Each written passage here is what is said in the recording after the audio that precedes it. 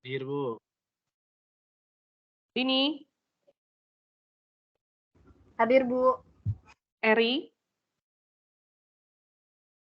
Hadir, Bu. Ini lagi mau ngirimin.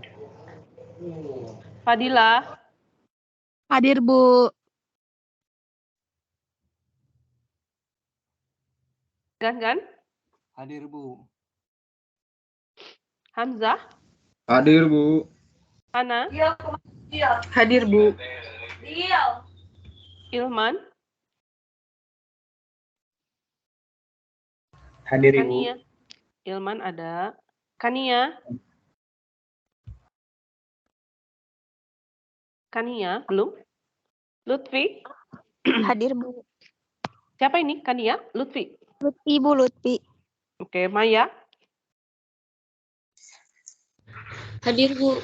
Sidik, Hadir, Bu. Neng Hilma, Hadir, Bu. Neng Hilma hadir. Nurul, Hadir, Bu. Pranata tidak ada. Reni,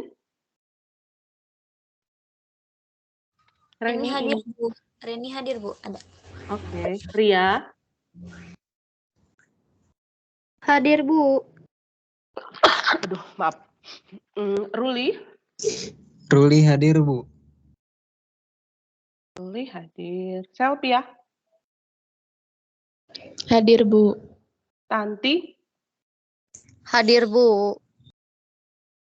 Oke, selamat pagi semuanya. Yang belum saya absen tinggal Kania. Nanti kalau Kania hadir, silahkan langsung bilang ke saya gitu ya.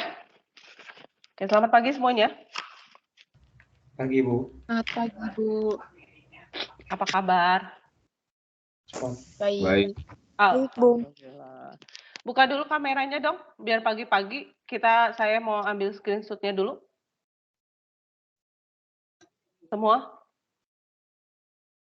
Ada yang bisa mengambil banyak tidak? Di sini saya bisa tidak ya? Sebentar.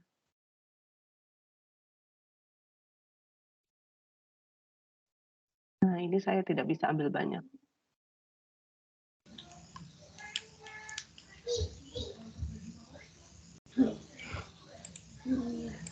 Nah, saya izin ambil ya. Hamzah, adiknya boleh kok ikutan.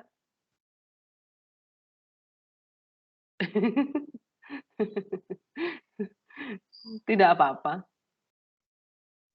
Oke, saya izin ambil gambarnya dulu ya. 1, 2, 3. Oke, terima kasih semuanya. Gimana persiapan hari rayanya? Aman, Bu. Baju lebaran aman. Baju lebaran aman. Oke. Aman. Persiapan mudik, Bu. Aman, Bu. Aman. Persiapan mudik, siapa yang mudik? Ada yang mudik? Hana, Bu. Sana Iya, Bu. mudik kemana? Ke Kuningan. Aduh, Kuningan mah. Sekarang Rencana Hananya mudiknya kapan, Hana? besok, Bu. Paling Senin rencana sih. Berapa jam perjalanan kalau dari Bandung ke Kuningan? 5 jam, Bu. 5 jam rata-rata. 5 jam. Ya. 5 jam rata-rata. Oke. Sedikit ini ya, supaya agak ini kalian ya. Kemarin itu saya berencana pergi ke Sumedang gitu ya. Rencananya berangkatnya mau pagi. Bukan pagi sih, pagi saya ada kelas gitu ya, setelah jam 12 itu. Rencananya berangkat jam 1 siang. Lalu suami saya yang sedang di jalan, dia bilang, macet di mana-mana, malas, dia bilang gitu ya. Nah, terus oke, kata saya, ya silahkan gitu ya, mau jadi atau tidak. Kalau mau, nanti pas buka, katanya gitu. Terus kita berangkat mendekati buka lah, 5 menit sebelum buka. Dan ternyata masih macet. Masih macet. Sampai ke Cileunyi. Sampai ke Cileunyi masih macet gitu ya. Beruntung kalau ke Sumedang yang rumahnya ada di Sumedang gitu ya. Karena ibu mertua saya masih ada di Sumedang gitu ya. Jadi beruntung ke Sumedang ya sedikit ada jalan tol lah ya. Meskipun sedikit gitu tapi ternyata berdampak gitu. Nah, ternyata kita berharap nih di tol lancar. Nah, kita berharap tiba di Sumedang itu ya Bu, tidak macet, tapi ternyata lumayan. Ya, Udah saya kirim Bu ya. oke. Terima kasih. Nah, Sumedangnya di mana, Bu? saya Sumedangnya di Angkrek dekat Geria. Oh, Dekat saya Geria juga di Sumedang. Sumedang. Oh, di Sumedang Oh. juga. Nanti berarti kalau ketika ketika kamu di Sumedang, lalu kemudian saya di Sumedang, nah bisa janjian ya, kita bisa ketemu ngobrolin si Hamzah, Iya benar, Bu. ngegosipin Hamzah ya. Nah itu.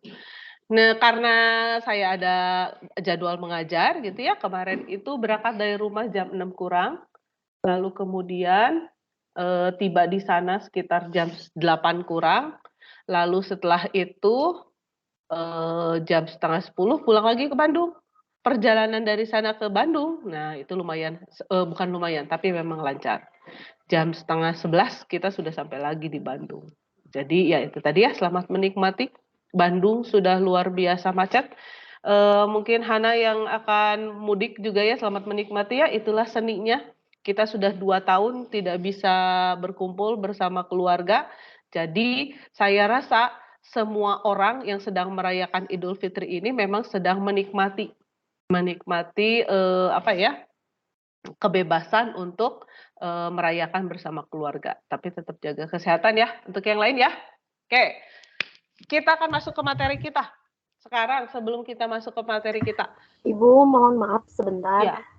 Teh Kania katanya udah masuk, tapi masih susah masuk ke Microsoft Teams-nya gitu. Tapi hadir, Bu. Tidak apa-apa. Nanti saya tetap tunggu ya. Oke, tidak Terima apa-apa. kasih, Dicoba Bu. saja sama-sama. Nah, sebelum kita masuk ke materi kita sekarang Ibu, adalah maaf. modul 3. Ya. Kania udah hadir, Bu. Oke, Kania. Ya. Oke, terima kasih Kania. Oke. Kita akan membahas terlebih dahulu tugas tutorial pertama. Tugas tutorial pertama, seperti saya janjikan, kalau menilai saya belum menilai gitu ya, nanti saya akan berikan penilaian. Saya harap nanti ketika kita sudah masuk kembali, itu nilai sudah ada karena ada kewajiban yang harus saya penuhi bahwa saya harus memberikan 1 kali kesempatan untuk perbaikan. Jika memang yang nilainya masih ada yang kurang. Itu ya. Jadi mungkin nanti sebelum pertemuan keempat, saya akan di WhatsApp grup gitu ya. Lalu kemudian saya akan share ke kalian nilainya. Nah, sekarang saya bertanya, adakah kesulitan dengan tugas tutorial satunya? Gampang ya. Ada. Ada, Bu, yang nomor Adanya 2 di ini. mana? Aja bingung Bu.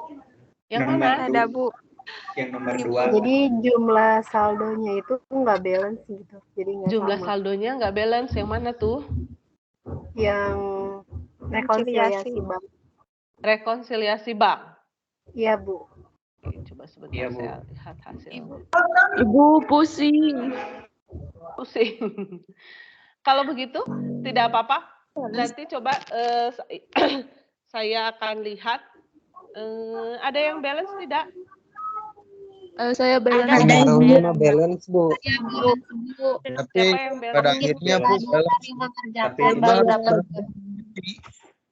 Kenapa? satu-satu yang Bagaimana? ngomongnya satu-satu. Anissa balance tidak? Balance Bu, udah 2 hari ngerjain baru dapat balance. Nah, kalau begitu Anissa mungkin bisa share jawabannya. Silakan Anissa.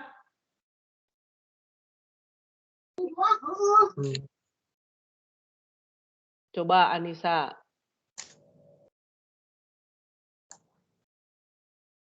Kalau untuk yang Petikes tidak ada kesulitan ya?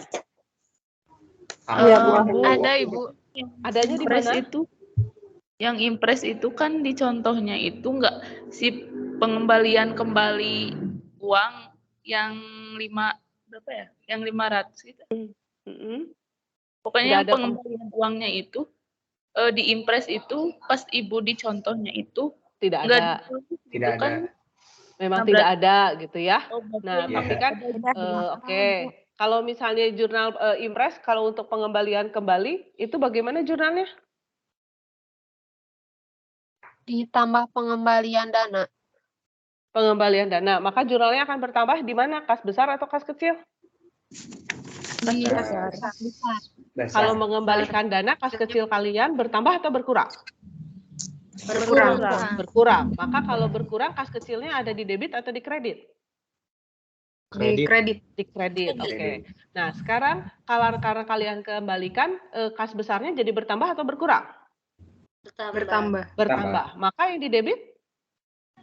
Kas besar. Kas besar. Jadi jurnalnya hanya tinggal dibalik ya. Kas besar pada kas kecil.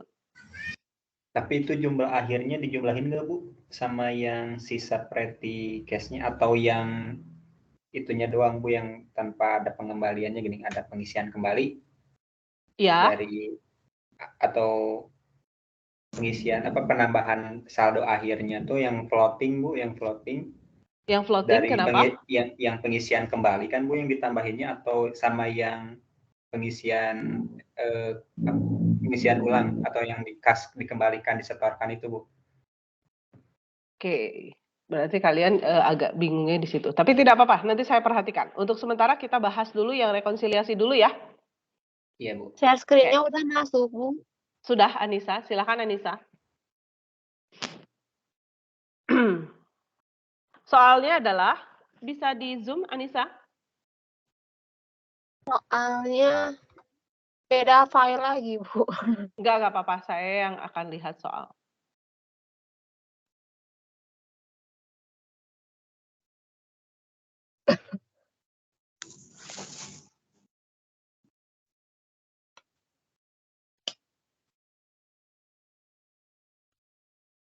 Soalnya adalah,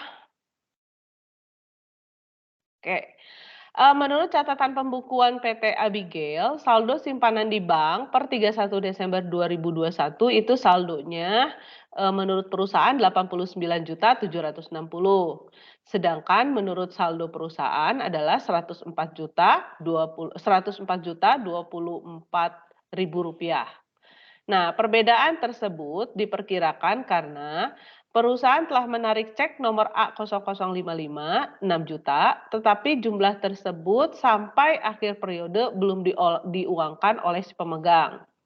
Kemudian perusahaan mengeluarkan cek untuk melunasi utang kepada PT Godwin, jumlahnya 12.300.000, tapi dalam pembukuan dicatat 19.500.000 dan cek tersebut telah diuangkan ke bank. Jadi ini yang pertama adalah perusahaan sudah mengeluarkan cek gitu ya, sudah memberikan cek sebesar 6 juta tapi belum dicairkan. Lalu kemudian maka ini seharusnya yang A itu apa? Menambah, mengurangi di mana? Mengurangi di bank. Mengurangi bank. Mengurangi di bank sebesar 6 juta. Oke. Ya, yang B. Perusahaan telah mengeluarkan cek untuk melunasi utang kepada Godwin jumlahnya 12.300.000. Tetapi dalam pembukuan dicatat 19.500.000. Maka yang bertambah di perusahaan. Bertambah? Yang mana? Yang B, perusahaan telah mengeluarkan cek untuk melunasi utang kepada PT Godwin.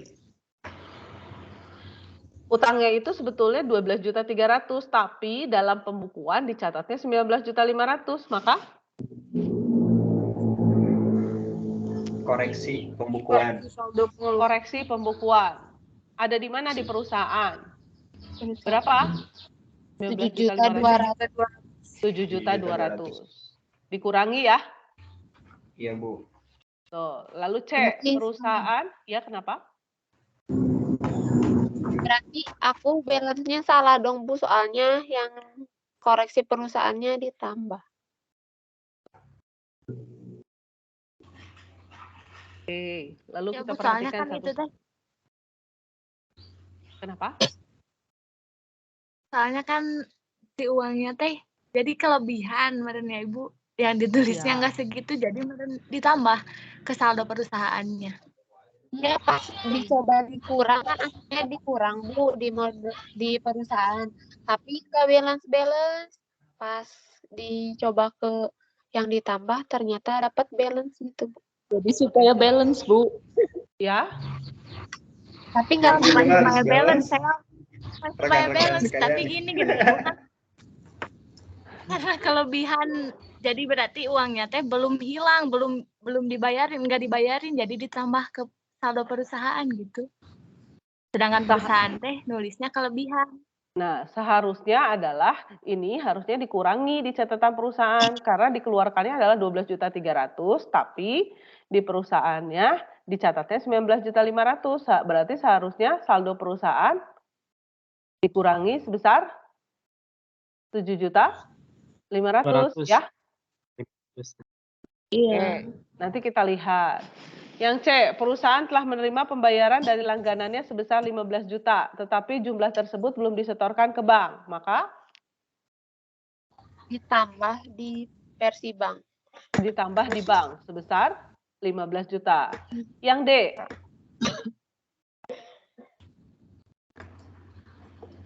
bank telah berhasil menagih piutang perusahaan sebesar 20.500.000 dan biaya penagihan 100.000 belum dilaporkan ke perusahaan. Maka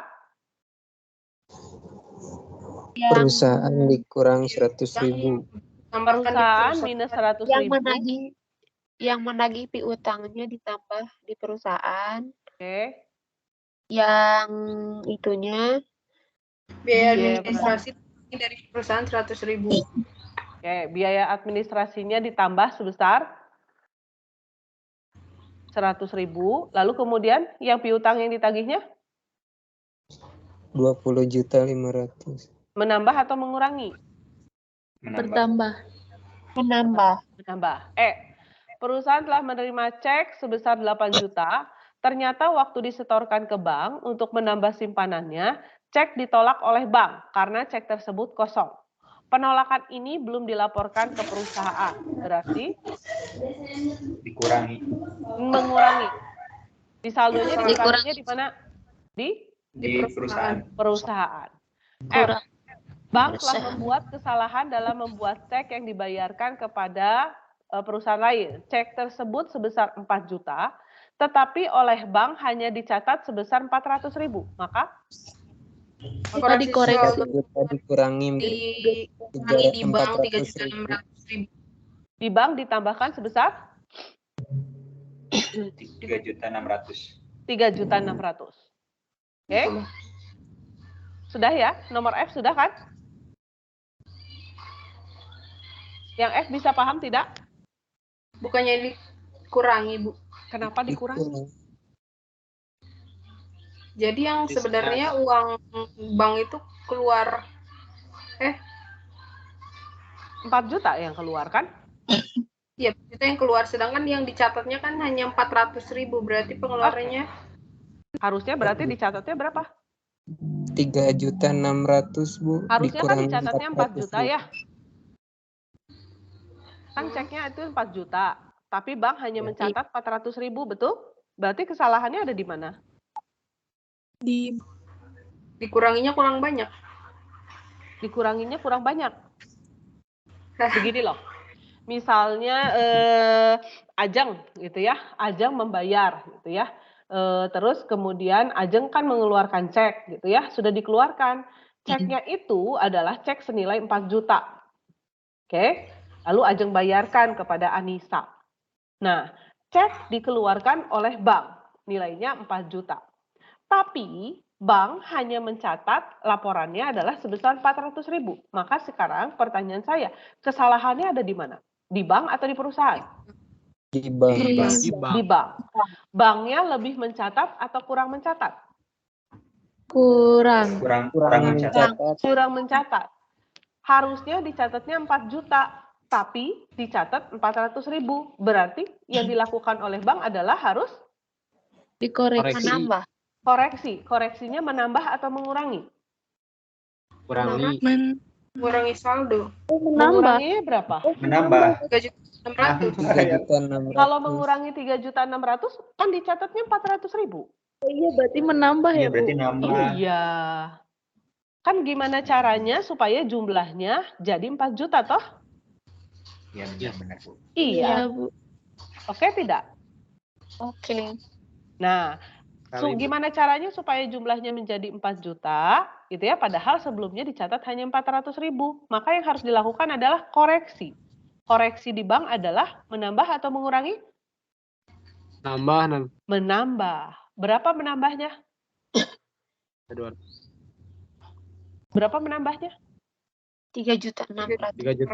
3.600.000. Yang G, perusahaan telah memperoleh bunga atas simpanannya sebesar 80.000 untuk bulan Desember dan oleh bank belum dilaporkan. Nambah di perusahaan. Bu.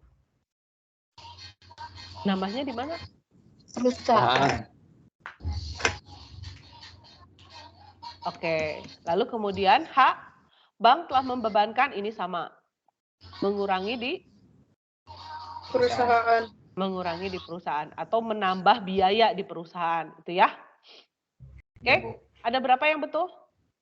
Semua? Nggak ada? Saya salah, Bu. Salah, Bu. semua. Salah banyak? Salah Bu. Salah di bank. Salah di? bank. Aduh, mau sama kayak. Versi Berarti saldo banknya mungkin Bu. sebagian besar salahnya yang di 4 juta dan 400 ya? Iya, Bu. Iya Bu itu. Yang Tapi, tadi Bu, saldo itu ya? Bu, kalau misalnya salah gitu tapi bisa balance gimana itu, Bu? Ya berarti ada yang salah, cuman salah menempatkan saja. Oke, ya. Jadi balance belum tentu betul gitu ya kalau untuk rekonsiliasi. Nah, contohnya tadi ini gitu ya. Ini udah balance, Bu, tapi kenapa ternyata pas dikoreksi satu-satu ada yang miss gitu, tapi tidak apa-apa. Nanti saya periksa. Yang penting kalian sudah paham prosesnya, nanti saya akan berikan penilaian. Setelah itu nanti saya akan tidak akan saya umumkan nilainya, tapi saya akan japri mungkin ya satu persatu kalau misalnya ada yang menurut saya harus diulangi kembali untuk perbaikan. Itu ya? Baik, Bu. Baik, Bu. Oke, terima kasih semuanya. Sama-sama Bu. Oke, sekarang berikutnya adalah kita akan mulai materi kita karena saya mau menjelaskan mengenai persediaannya. Silakan untuk yang modul 3. Kelompok siapakah? Kelompok Kelompok Anissa, Dini. Ilman, Dini, Anissa. Silakan. Ibu hari ini presentasi berapa kelompok? Saya rasa cukup satu kelompok. Satu kelompok, lalu nanti saya akan menjelaskan supaya kalian paham mengenai metode penilaian persediaan ya.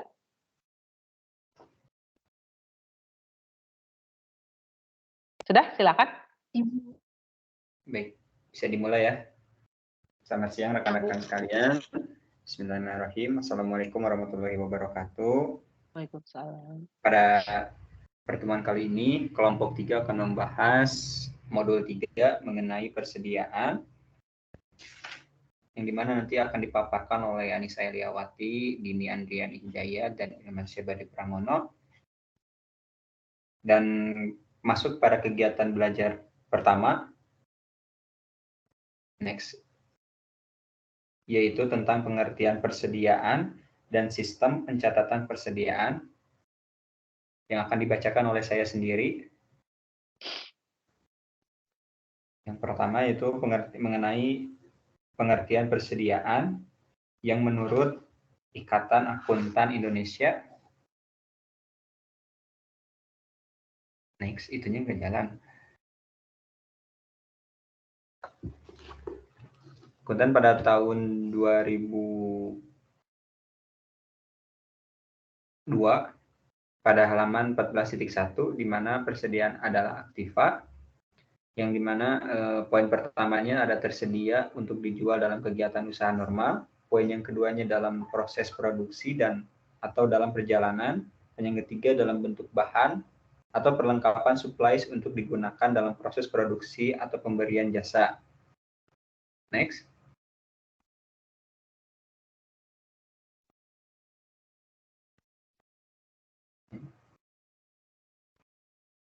Jadi jelas bahwa pengertian persediaan merupakan aktiva yang dipergunakan untuk dijual atau dipakai dalam proses produksi atau perlengkapan untuk pemberian jasa dalam jangka waktu.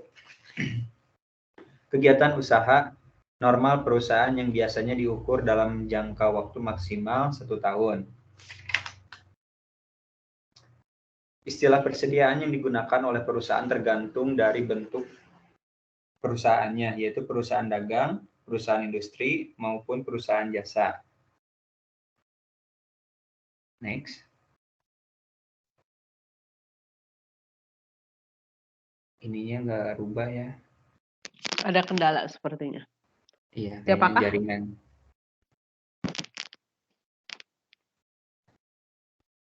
Bisa dilanjut aja ya, Bu ya? Ya, silakan. Baik. Dalam perusahaan dagang, persediaan disebut dengan istilah persediaan barang dagangan atau merchandise inventory, di mana perusahaan industri mempunyai 4 jenis persediaan. Yang pertama, persediaan bahan baku atau raw material inventory, yaitu persediaan yang akan diolah menjadi barang jadi dalam suatu proses produksi.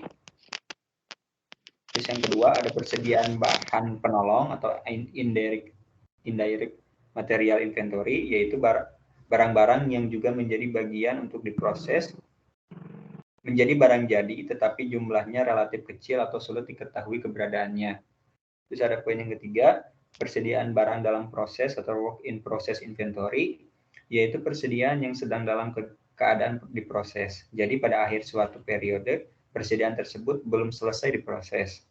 Poin yang keempat, persediaan barang jadi atau finished good inventory, di mana yaitu persediaan yang sudah selesai di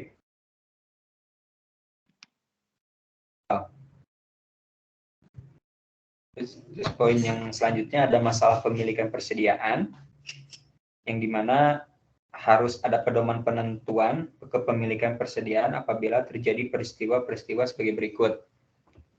Yang pertama, barang dalam perjalanan atau good in transit. Menurut Zaki Baritwan, FOB atau Free on Board Shipping Point, apabila barang-barang dikirim dengan syarat FOB shipping point, maka hak atas barang yang dikirim berpindah pada pembeli ketika barang-barang tersebut diserahkan pada pihak pengangkut.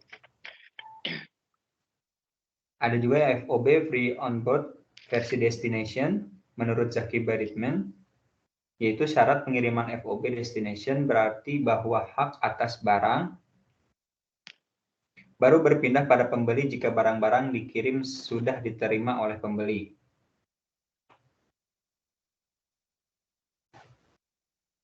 Oke, sebentar.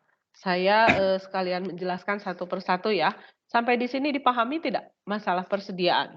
Mulai dari definisinya. Jadi secara tidak langsung di modul ini dijelaskan bahwa semua jenis perusahaan itu pasti memiliki persediaan, baik itu perusahaan perusahaan manufaktur, perusahaan dagang maupun perusahaan jasa. Lalu kemudian kalau misalnya kalian bertanya, Bu, kalau perusahaan dagang itu persediaannya apa? Maka di perusahaan dagang disebut dengan persediaan bahan dagangan. Contohnya apa, Bu? Contohnya Indomaret, Alfamart itu adalah perusahaan dagang. Nah, kemudian kalau perusahaan manufaktur punya persediaan, punya. Tapi di perusahaan manufaktur persediaan memiliki banyak nama. Nah, tadi di buku dijelaskan ada 4 nama. Yang pertama adalah persediaan bahan baku.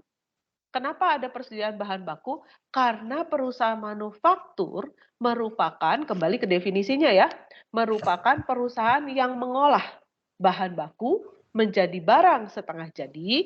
Itu sebabnya kalian di buku di halaman 3.4 mengenal di perusahaan manufaktur ada jenis persediaan yang nomor 3, persediaan barang dalam proses.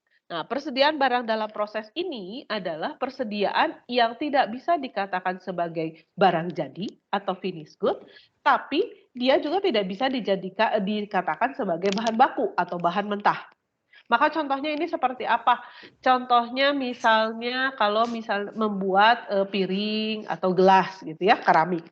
Oke. Nah, kalau keramik bahan bakunya gitu ya, bahan bakunya kita tahu dari tanah liat dan sebagainya gitu ya.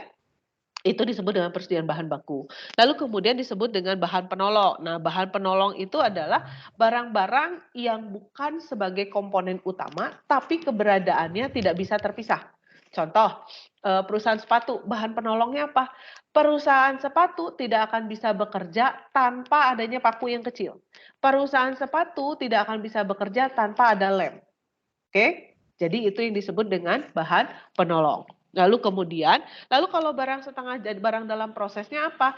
Ketika kulit tersebut, kita berbicara tentang perusahaan sepatu, ketika kulit tersebut diolah, lalu dibentuk pola, lalu kemudian pola tersebut digunting dan dibentuk menjadi sepatu, gitu ya. Kalau sepatunya tersebut masih raw, gitu, jadi maksudnya ya sudah, ini sepatunya hanya begini saja, modelnya ya polos saja, hanya sepatu saja seperti itu. Oke, maka itu dikatakan sebagai finish good. Tapi kalau misalnya sepatu tersebut dimaksudkan untuk diolah lebih lanjut, misal diberi diberi lukisan dan sebagainya, maka sepatu yang tadi dikategorikan sebagai barang dalam proses. Oke ya. Jadi kalau di perusahaan manufaktur itu setelah diproses ya ada yang masuk ke work in process atau setengah jadi, ada yang sudah masuk langsung ke finish good. Contoh tadi keramik. Nah, kalau keramiknya masih polos begitu ya kalau memang mau dijualnya polos ya silahkan. Tapi kalau keramik tersebut nanti akan dibentuk pola, lalu kemudian diwarnai, lalu kemudian dikemas dengan lebih baik gitu ya, maka dikatakan dia adalah work in process. Masih dalam proses. Sampai akhirnya bahan-bahan tersebut, barang-barang jadi tersebut kemudian disimpan di gudang dan siap untuk dijual, maka ketika sudah disimpan di gudang dikatakan sebagai finished good atau barang jadi. Jadi itu alasan kenapa di perusahaan manufaktur katanya dikenal ada 4 persediaan. Ada di halaman 3.4. Oke, lalu perusahaan jasa. Bu, kalau perusahaan jasa itu memang persediaannya apa? Kembali lagi, kita perusahaannya di UT nih. Perusahaan UT adalah perusahaan jasa. Jasanya apa? Jasa pendidikan. Apakah UT punya persediaan? Punya. Persediaannya apa saja, gitu ya? UT harus memiliki persediaan misalnya dalam bentuk kertas, gitu ya. Lalu kemudian persediaan buku-buku, itu UT harus punya. Oke? Itu dalam jasa pendidikan. Atau misalnya yang sekarang punya usaha jasa cuci mobil, gitu ya. Cuci mobil atau motor. Punya persediaan tidak? Punya. Bentuknya apa? Sampo, sabun, itu adalah persediaan. Oke? Itu untuk definisi persediaan. Lalu yang kemudian yang B, masalah pemilikan persediaan yang pertama. Saya bahas pertama satu demi satu ya, sesuai dengan teman kalian. Supaya tidak bolak-balik. Yang pertama adalah masalah persediaan dalam barang dalam perjalanan atau goods in transit. Goods in transit itu memang sudah lama menjadi sebuah perdebatan. Ini perihal bukan karena nilai, tapi mengenai tanggung jawab jika terjadi apa-apa, gitu ya. Nah, ini kalau misalnya terjadi apa-apa, tanggung jawabnya siapa? Maka dibagi menjadi 2. Jadi goods in transit itu yang pertama adalah FOB shipping point, ya. Yang kedua adalah FOB destination. Nah, contohnya seperti apa sih Bu? Biar gampang. Misalnya siapa ya? Ilman. Ilman itu mewakili perusahaan membeli mesin ke Cina. Oke, lalu kemudian di Cina itu katakan saya tidak tahu gitu ya nama pelabuhannya apa di sana. Katakan di Cina itu kemudian perjanjiannya adalah Ilman ketika membeli mesin tersebut perjanjiannya adalah FOB shipping point. Oke. FOB shipping point. Maka ketika barang tersebut dikirimkan dari Cina ke Indonesia, karena namanya adalah FOB shipping point, ketika perusahaan yang di Cina sudah menyerahkan barang kepada jasa ekspedisi, gitu ya, sudah diserahkan nih, sudah dikeluarkan dari perusahaan di Cina ke pelabuhan, dikirimkan ke ekspedisi. Segala kerusakan dan kehilangan merupakan tanggung jawab gitu ya, pembeli. Dalam hal ini adalah Ilman. Oke? Bu, Lah, kalau gitu perusahaan ekspedisi tanggung jawabnya apa dong? Nah, perusahaan ekspedisi biasanya kemudian akan menawarkan ada atau mau atau tidak untuk diasuransikan. Bisa dipahami? Bisa, Bu. Bisa, Bu. Oke. Itu ya. Jadi tanggung jawabnya kemudian selesai. Tanggung jawab perusahaan di Cina itu selesai. Ya, selesai sampai barang tersebut dikirimkan ke pelabuhan. Itu kalau shipping point. Makanya disebut dengan shipping point. Oke? Sampai pada titik barang tersebut sudah akan dikirimkan melalui jasa ekspedisi. Nah, yang kedua adalah FOB destination. Sesuai namanya, destination. Maka ketika kita melakukan perjanjian dengan FOB destination, secara tidak langsung, mesin yang dibeli oleh Ilman dari Cina tersebut merupakan tanggung jawab perusahaan yang di Cina sampai mesin tersebut tiba di perusahaan Ilman. Paham ya? Maka nanti kalau hilang, kalau rusak, Ilman tinggal lakukan klaim kepada perusahaan yang di Cina. Bisa jelas bedanya?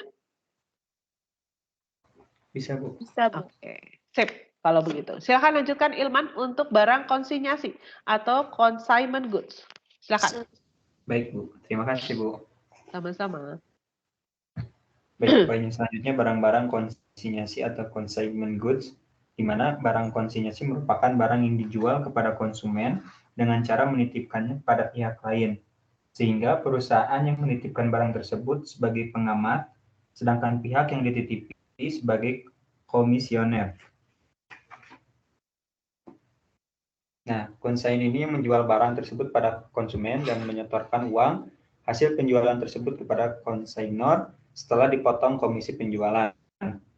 Sehingga di sini konsaini tidak membeli barang tersebut sehingga konsaini tidak mempunyai utang kepada konsainor.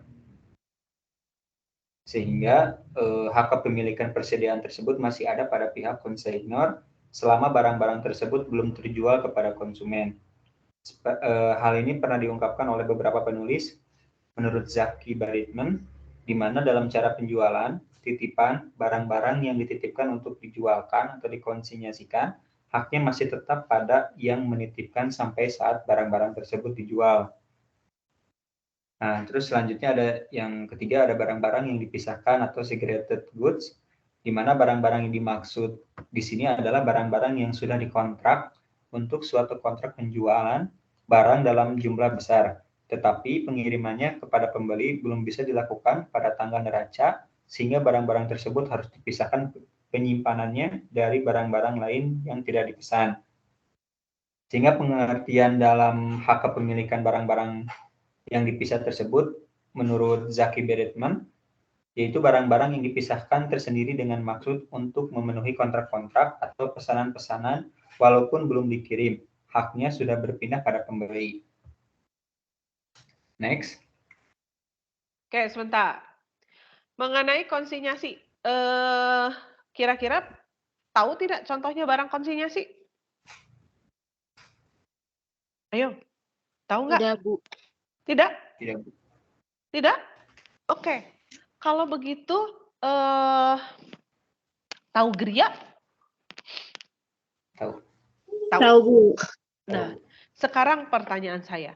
Apakah semua barang-barang yang di geria itu merupakan persediaannya geria? Enggak. Tidak. Enggak, Bu. Enggak. Tidak. Dari mana kalian tahu bahwa itu bukan milik geria? Ada Karena kan ada yang dari supplier, misalkan yang dari roti yang kayak gitu. Oke. Lalu apa lagi? Dari mana cirinya kalian tahu? Ada di di bungkus-bungkusnya itu ada PT-PT gini, Ibu, berbagai PT yang berbeda-beda dari setiap jenis. Oke. Printnya beda-beda, Bu. Ada yang Ibu, ya, ada yang pengalaman saya kerja di Alfamart ya, Bu. Perbedaannya tuh barang yang milik Alfamart sama yang kalau yang misalkan miliknya Alfamart itu datangnya langsung dari gudangnya, dari gudang perusahaan Alfamartnya. Kalau misalkan yang enggak itu langsung dari gudang si perusahaannya itu sendiri, kayak Cimori, Sari Roti yang kayak gitu. Oke, itu bisa jadi satu alasan, oke ya, itu bisa jadi satu ciri. Termasuk jika kalian memperhatikan perusahaan-perusahaan tersebut kemudian gitu ya, kemudian biasanya menyertakan satu SPG-nya di perusahaan geria tersebut. Lihat tidak? Jadi Iya, biasanya Bu. ya, nah itu tadi satu lagi Baik. cirinya. Nah, Bu, kalau misalnya, bayangkan kalau misalnya di geria itu ya, kita tahu tuh produknya. Dia terkadang geria yang skala besar, katakan misalnya di daerah, di geria Grand Cinunuk aja deh ya. Di geria Cinunuk. Nah itu kan besar. Nah di sana mungkin dijual fashion, bukan mungkin, tapi sudah pasti dijual fashion. Lalu kemudian ada barang-barang kebutuhan sehari-hari. Lalu kemudian ada elektronik. Tidak mungkin dan bukan milik geria semua barang-barang yang ada di perusahaan tersebut atau di geria tersebut. Semua barang tersebut merupakan barang yang titipan. Barang titipan inilah yang disebut dengan konsinyasi. Lalu kemudian, kenapa ini dikatakan menjadi masalah dalam persediaan? Ini menjadi masalah dalam persediaan mengenai gitu ya, siapa yang bertanggung jawab terhadap kondisi barang. Kalau terjadi sesuatu, kembali seperti itu. Nah, contohnya, kalau geria melakukan pembelian semua barang itu sendiri, satu geria berpikir gitu ya, ini saya rugi. Gimana kalau misalnya saya nyetok, misalnya saya beli semuanya ya, permen ada 1000 jenis, lalu kemudian Indomie ada 50 jenis, lalu kemudian elektronik ada 10 merek, 10 merek dengan 10 jenis, 10 tipe, 10 harga. Nah, itu repot kalau semuanya menjadi milik geria. Maka sistem yang dilakukan adalah konsinyasi, dititipkan. Oke? Tapi ketika dititipkan itu timbul permasalahannya adalah barangnya milik siapa? Maka sekarang sudah jelas. Karena bukan barang yang dibeli oleh geria, maka barang tersebut masih merupakan hak si supplier. Oke? Nah, berarti secara tidak langsung kemudian pertanyaannya ke masalah yang paling inti. Kalau misalnya barang tersebut rusak, gitu ya. Kalau misalnya barang tersebut rusak, ini tanggung jawab siapa? Tanggung jawab supplier. Kalau misalnya ternyata barang tersebut belum laku, lalu sudah kadaluarsa, ini tanggung jawab siapa? Tanggung jawab supplier. Bukan kerugian geria. Jadi geria secara tidak langsung ya oke-oke saja. Lalu tadi dijelaskan, Bu, kalau pengalaman saya di Alfa itu ya kelihatan kalau barang Alfa itu pasti gitu ya dikeluarkan dari barang sendiri. Plus biasanya dia akan mempunyai merek sendiri dan mereknya adalah merek perusahaan. Contoh, air mineral. Kalau air mineralnya bukan dikeluarkan oleh Aqua gitu ya contohnya, maka mereknya akan tulisan Alfa mereknya. Itu ya, jadi pembedanya. Maka kalau misalnya yang tadi mereknya Alfa dan sebagainya, kalau merek tersebut ternyata produk tersebut misalnya rusak atau kadaluarsa, itu menjadi tanggung jawab siapa? Itu merupakan tanggung jawab Alfa, kerugian Alfa. Oke? Bisa dipahami ya? Itu untuk konsinyasi. Nah, berikutnya adalah segregated goods, katanya barang-barang yang dipisahkan. Ini ceritanya kalau misalnya tadi Ilman pesan gitu ya, saya pesan ini ya. Nah, pesannya itu barang dalam jumlah besar. Lalu kemudian, tapi belum dianterin ke gudangnya Ilman karena satu dan lain hal. Misal Ilman mau ngebangun, oke? Ilman mau ngebangun misalnya, terus butuh besi dalam jumlah besar. Tapi tempatnya Ilman akan dibangun itu tidak mengakomodir untuk barang-barang tersebut disimpan di situ sehingga masih dititipkan di perusahaan bangunan ya, maka tersebut diakuinya seperti apa? Maka di sini dibaca. Sering dalam suatu perusahaan menerima pesanan khusus. Apabila pesanan tersebut sudah pasti dan kemungkinan batalnya kecil, maka persediaan tersebut harus sudah diakui sebagai penjualan. Kalau gitu ya, kalau misalnya barang tersebut belum dibayar, maka itu masih hak milik perusahaan bangunan tadi. Kalau sudah dibayar nih, Ilman sudah membayar, maka itu akan menjadi hak Ilman. Segala kerusakannya merupakan tanggung jawab Ilman. Bisa dipahami ya? Untuk yang jadi sebetulnya ini adalah tergantung perjanjiannya seperti apa. Itu untuk masalah dalam persediaan. Jelas? Jelas, Bu. Oke, silakan dilanjutkan kelompok ini. Baik, Bu. Poin selanjutnya ada C, sistem pencatatan persediaan. Yang dimana persediaan harus dikendalikan. Salah satu caranya adalah diadakannya sistem pencatatan terhadap persediaan tersebut. Menurut Bambang Subroto, pada tahun 1991 pada bukunya halaman 75 untuk mencatat jumlah persediaan di dalam perusahaan ada dua cara, yaitu metode periodik atau fisik, yang kedua ada metode perpetual dan continuous. Sehingga menurut para penulis tersebut sistem pencatatan terhadap inventory ada dua cara yang paling ini gitu ya, dalam pencatatan persediaan. Yang pertama ada sistem periodik, yang dimana jumlah persediaan akhir periode itu ditentukan dengan cara perhitungan secara fisik, sehingga besarnya persediaan hanya bisa diketahui setiap akhir periode setelah perhitungan fisik tersebut. Terus sistem perpetual, yaitu di dalam metode ini perusahaan selalu mengadakan pencatatan baik pembelian, pemakaian, dan penjualan, sehingga setiap saat dapat diketahui secara tertulis jumlah persediaan dan mutasinya. Next.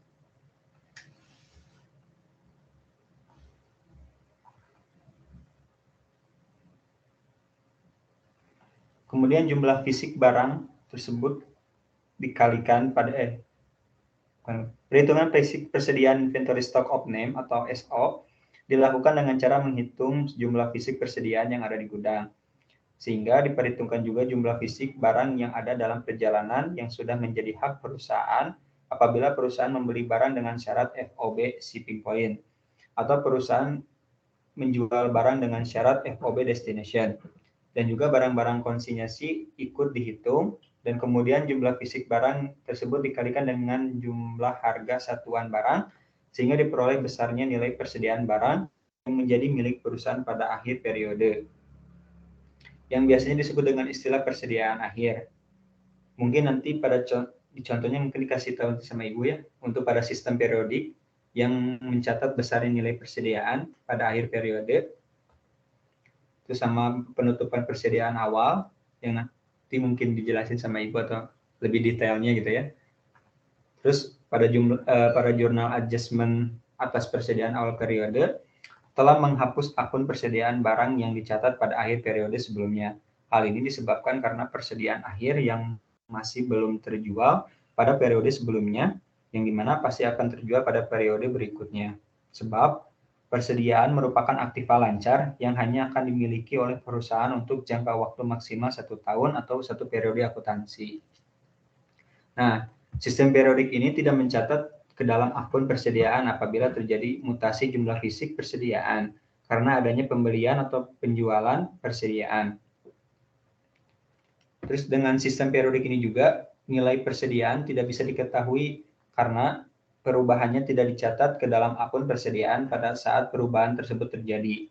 Sehingga sistem periodik ini tidak dapat akun harga pokok penjualan, sehingga untuk mencantumkan harga pokok penjualan pada laporan laba rugi dengan sistem periodik ini adalah dengan perinciannya. Dan nanti akan dijelaskan juga sama Ibu. Gak apa-apa ya Bu ya, saya contoh-contohnya soalnya Bu. Gak apa-apa. Oke, terus pada sistem perpetual juga, menurut Bambang Subroto yang pada tahun 1991 yang pada bukunya pada halaman 75 itu yang pertama perbedaannya antara sistem periodik dan sistem perpetual. Yang pertama itu setiap terjadi mutasi persediaan tidak tercatat ke dalam akun persediaan sehingga saldo akun persediaan tidak bias diketahui setiap saat. Sedangkan untuk sistem perpetualnya setiap terjadi mutasi persediaan selalu dicatat ke dalam akun persediaan sehingga saldo akun persediaan bisa diketahui setiap saat. Sedangkan terus yang kedua, nilai persediaan akhir hanya bisa diketahui dengan melakukan perhitungan fisik persediaan. Sedangkan sistem perpetual, nilai persediaan akhir sudah bisa langsung diketahui dari saldo akunnya tanpa melakukan perhitungan fisik persediaan. Yang ketiga, setiap akhir periode harus dibuat jurnal adjustment untuk menutup saldo akun persediaan awal dan membuka saldo akun persediaan akhir. Yang tadi sudah dijelaskan di sistem periodik yang nantinya akan terjual pada periode selanjutnya. Sedangkan sistem perpetual mas setiap akhir periode tidak usah dibuat jurnal adjustment untuk menutup saldo akun persediaan awal dan membuka saldo akun akhir persediaan akhir. Next.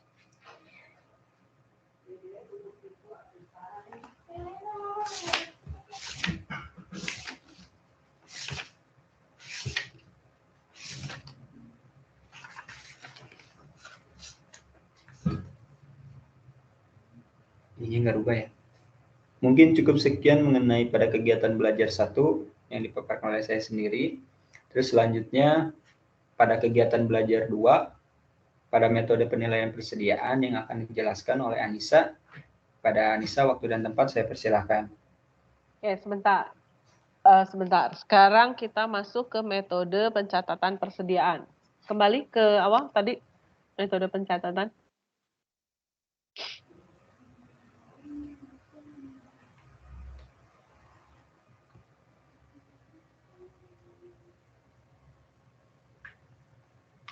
Jaringannya gitu ya. Oke, tidak apa-apa. Dibuka bukunya. Halo. Metode pencatatan persediaan di halaman 3.7 ya. Di halaman 3.7 itu dijelaskan metode pencatatan persediaan. Metode pencatatan persediaan kemudian dikenal hanya ada 2, yaitu metode pencatatan periodik dan metode pencatatan perpetual. Maka ketika berbicara mengenai metode pencatatan periodik dan perpetual, lebih mudah kalau misalnya kalian mengetahui, oh kira-kira jenis perusahaan apakah yang menggunakan metode pencatatan perpetual dan jenis perusahaan apakah yang menggunakan metode periodik.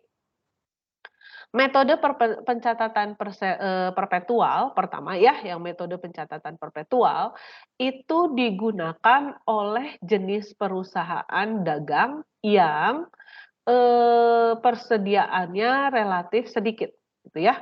Relatif sedikit dalam artian relatif sedikit, lalu jumlahnya ya, jumlahnya sedikit, lalu nominalnya sedikit agak besar gitu ya.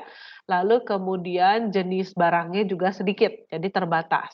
Maka contohnya itu adalah misalnya showroom mobil, showroom motor, lalu kemudian handphone ya, gerai handphone. Nah, kenapa Bu bisanya seperti itu? Misal saya ambil contoh Ilman lagi ya. Ilman nih, Ilman punya showroom motor. Nah, kemudian dia spesifik showroom motornya itu misal tidak spesifik maksudnya. Dia showroom motornya itu adalah menjual beberapa jenis motor.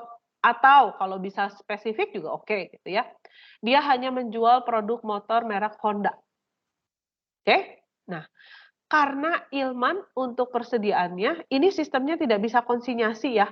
Kalau Honda motor kayak gitu, kalau Ilman buka showroom, itu tidak mungkin konsinyasi gitu. Jadi Honda menitipkan ke Ilman, tidak. Tapi Ilman, ketika Ilman mau buka showroom motor, Ilman memang harus punya modal untuk membeli motor-motor tersebut.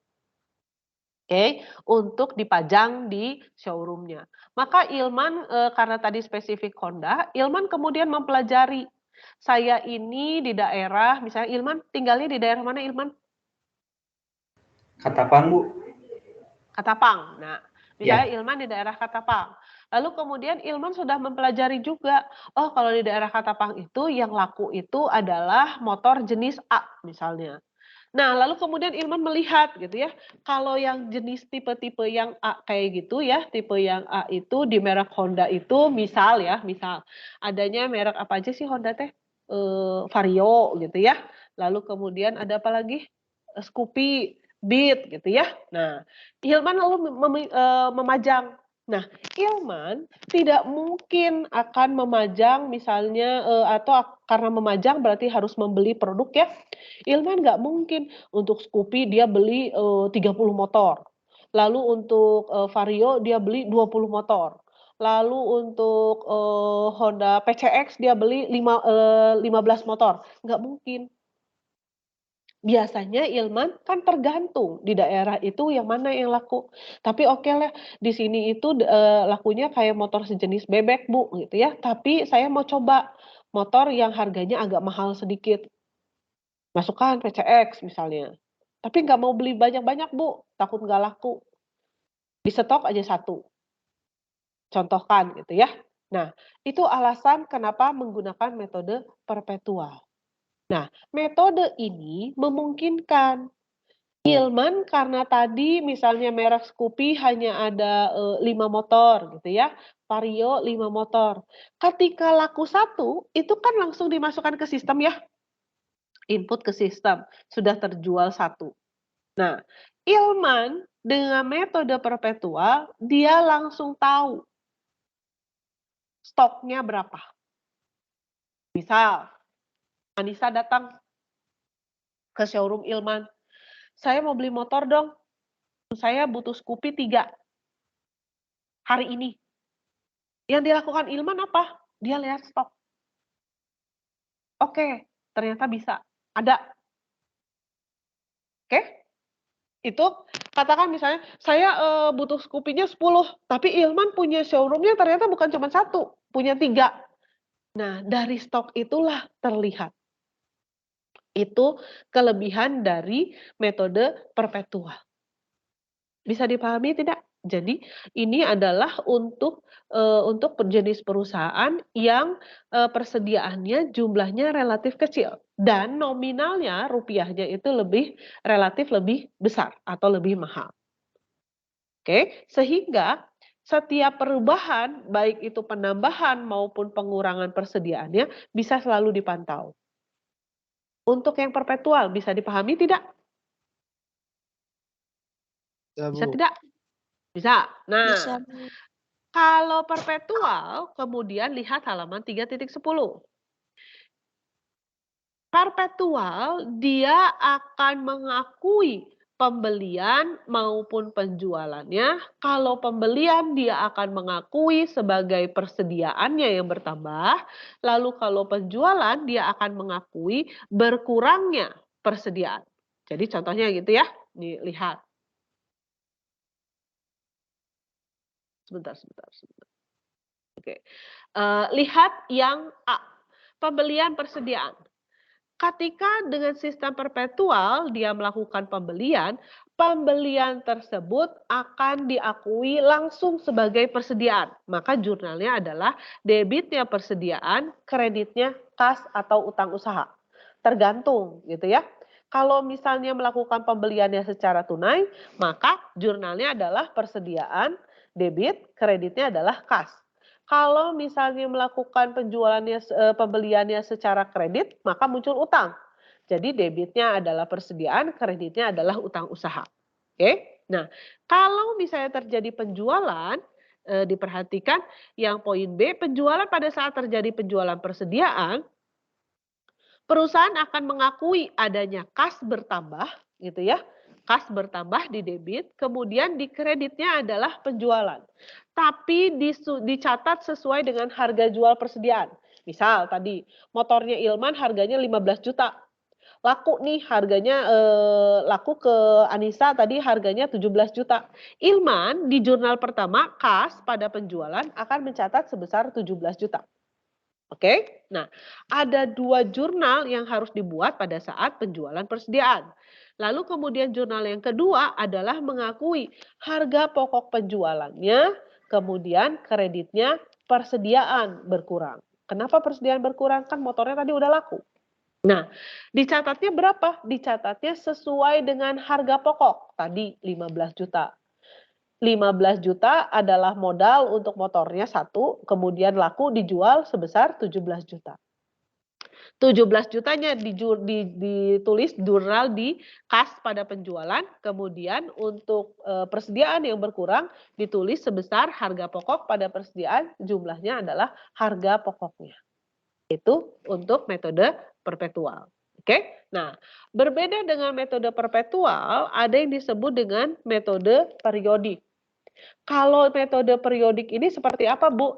Metode periodik ini contoh perusahaannya adalah, contoh perusahaannya itu adalah jenis perusahaan yang persediaannya itu dalam jumlah besar, banyak jenis, banyak item, banyak jumlahnya, unitnya, lalu kemudian nominalnya relatif kecil.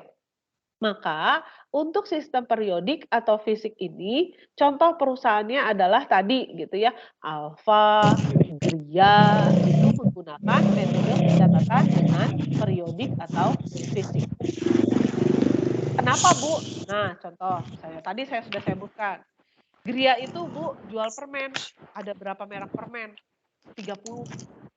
Lalu masing-masing dari 30 merek permen tersebut ada banyak ya, contohnya kalau anak saya suka membeli Yupi gitu ya. Yupi itu kan macam-macam ya, namanya mereknya satu Yupi.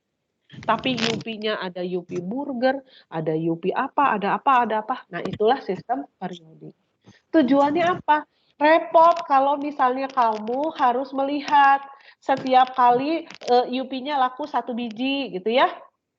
Lalu kemudian kamu catat. Lalu kemudian Yupinya laku lagi 10, kamu catat. Nah, kalaupun misalnya ada pencatatan, ada transaksi, ada pencatatan di dalam di Alfa gitu ya untuk transaksi tersebut, tapi kan itu tidak bisa melihat. Lah yang kemarin datang aja misalnya datangnya itu 10 dus, 1 dus isinya 100. Hitungnya sekarang stoknya berapa? Repot. Nah, apa yang dilakukan adalah biasanya untuk sistem periodik ini dia akan melakukan perhitungan barang atau persediaannya dengan menggunakan cara stock of name. Oke, jadi biasanya dilakukan di akhir periode, nanti dihitung satu persatu ya, ini tinggal berapa dus lagi, lalu kemudian dari berapa dus itu kemudian diperiksa, dari 1 dus yang isinya 100 ternyata 5 sudah rusak, maka sudah berkurang, gitu ya. Itu dengan sistem periodik atau fisik. Nah, kalau sistem periodik atau fisik, itu ketika kita melakukan pencatatan pada saat pembelian, yaitu sama seperti transaksi kita pada umumnya. Kita akan menulisnya sebagai debit, gitu ya. Kalau misalnya beli, berarti karena itu pembelian, maka tulis debitnya adalah pembelian, kreditnya adalah kas atau utang usaha. Kalau penjualan juga begitu, cukup 1 jurnal. Kalau penjualan berarti kas saya bertambah, kasnya bertambah, barangnya berkurang gitu ya.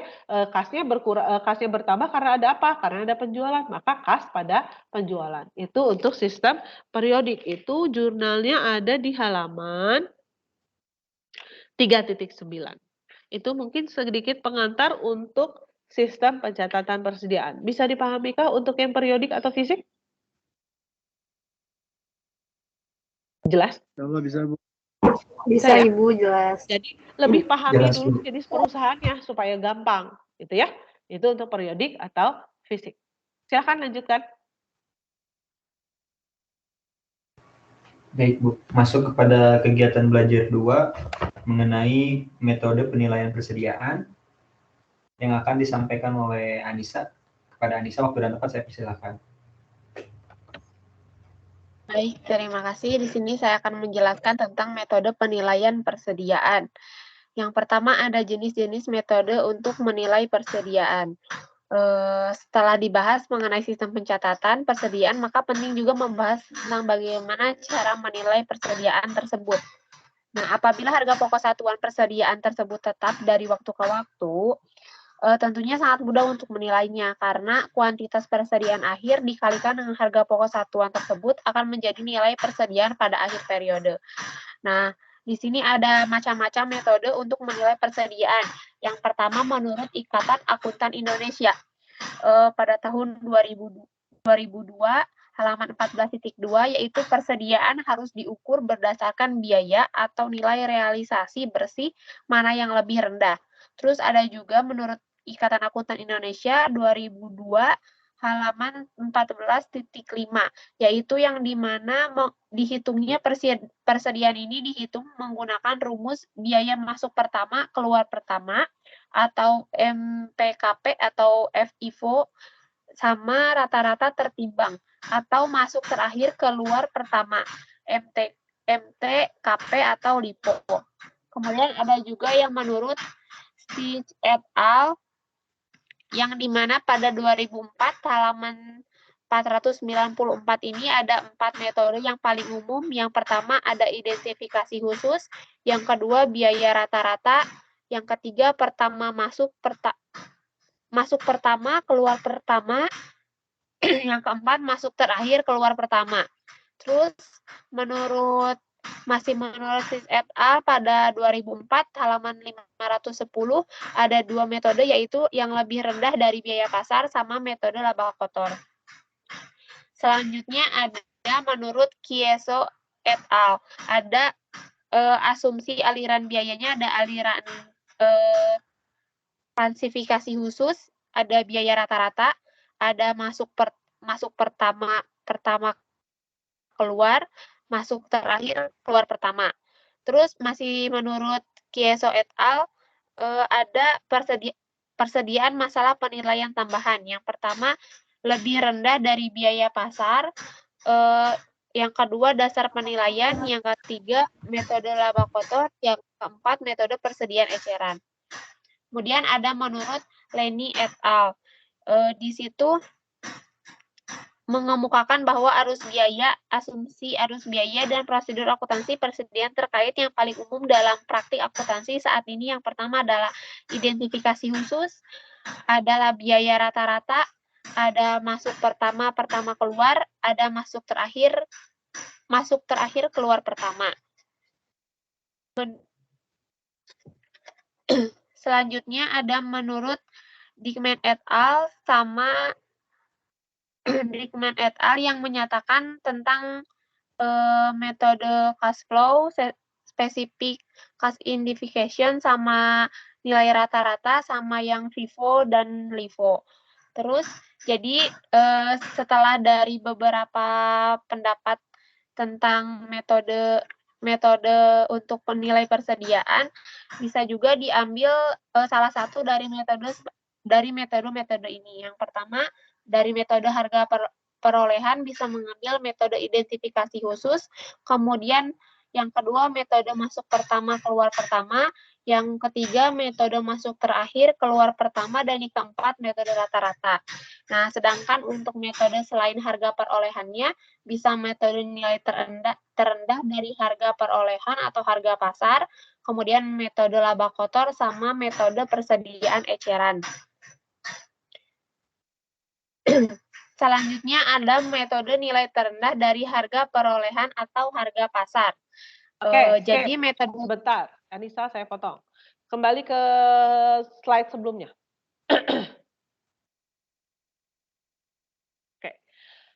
Metode penilaian persediaan kemudian dibagi menjadi metode harga perolehan dan metode selain harga perolehan. Karena ini saya tidak melihat bahwa dibahas dengan cara detail gitu ya, sementara ini sangat perlu.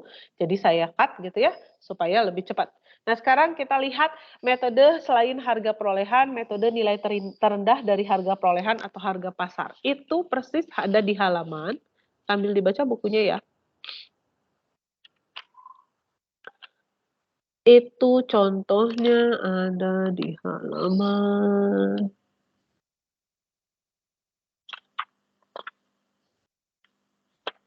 326.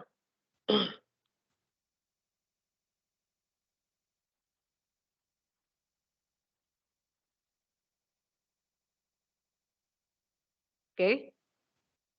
Nah, halaman 326 untuk metode nilai terendah dari harga perolehan atau harga pasar, ini caranya adalah contohnya gini. Harga pasar keterangan, harga pasar yang dipilih adalah harga pengganti 70.000 karena harga pengganti terletak di antara batas bawah dengan batas atas. Jadi lihat. Untuk jenis persediaan pertama, harga perolehannya adalah 65.000. Lalu kemudian harga barang pengganti, harga pasar untuk barang pengganti adalah 70.000, sementara batas bawah ada di 55.000, sementara batas atas ada di 80.000. Kemudian dipilih harga pasar yang terpilih adalah 70.000. Sementara harga perolehan atau harga pasar yang lebih rendah itu berada di 65.000. Nah, kita lihat ya, untuk harga pasar yang terpilih gitu ya. Untuk harga pasar yang terpilih, untuk yang jenis persediaan yang pertama kita menggunakan harga pengganti. Oke, tapi lihat untuk harga perolehan atau harga pasar yang lebih rendah. Ini dicari antara harga pengganti, dicari antara batas bawah dengan batas atas gitu. Coba jumlahkan. 55 tambah 80.000 berapa? 55 tambah 80.000.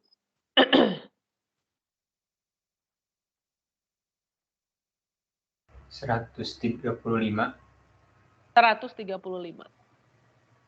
Oke, nah 135.000 itu kemudian kita cari antara, dibagi dua lah katakan ya, dibagi dua. Antara batas bawah 55.000, kemudian batas atas 80.000 gitu ya, maka dipilihlah. Ini antara kira-kira harga perolehan atau harga pasar yang lebih rendahnya ada di sekitar 65.000. Jadi ini semuanya untuk metode yang tadi, metode nilai terendah dari harga perolehan atau harga pasar, ini base semuanya berdasarkan perkiraan. Jadi tidak ada yang pasti. Oke, ini kayaknya kira-kira segini, ini kira-kira segini. Oke, berarti saya jualnya misalnya pastilah di antara sekitar ini. Gitu. Jadi tidak ada yang pasti. Oleh sebab itu, metode ini, metode selain harga perolehan yang poin A ini tidak banyak digunakan. Oke, nah next kita masuk ke metode penerapan nilai terendah dari harga perolehan atau pasar, harga pasar. Ini yang versi yang kedua di halaman 329. Sudah dibuka bukunya ya? 329. Lihat, ada kelompok A itu ada dua jenis barang, yaitu jenis barang A1 dan jenis barang A2. Di mana harga perolehan jenis barang A1 itu adalah 5.000 dan harga pasarnya adalah 3.500. Jenis barang A2 harga perolehannya 6.000 dan harga pasarnya 6.500. Metode ini adalah metode yang memilih harga yang terendah. Maka untuk jenis A1, oke, untuk jenis A1 yang dicatat adalah tergantung harga yang terendah. Harga perolehannya 5.000, harga pasarnya 3.500. Maka saya akan mencatat hanya 3.500. Terendah. Kemudian jenis A2, harga perolehannya 6.000, harga pasar 6.500. Saya akan mencatat 6.000. Oke. Nah, lihat.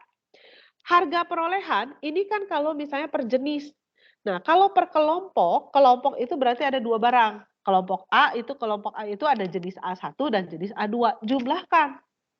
Jenis A1 dan jenis A2 jumlahnya adalah 5.000 ditambah 6.000, 11.000. Oke? Nah, sementara jenis berdasarkan harga perolehan ya 11.000. Kalau berdasarkan harga pasar dijumlahkan, jenis A1 3.500 ditambah jenis A2 6.500, totalnya adalah 10.000. Mana harga yang terendah? 10.000. Paham tidak? Jadi tidak ada sinkron atau tidak ada ketepatan mengenai harga yang digunakan. Kalau per jenis dia menggunakan harga pasar, terkadang harga perolehan, terkadang harga pasar. Lalu kemudian kalau per total dia menggunakan harga pasar.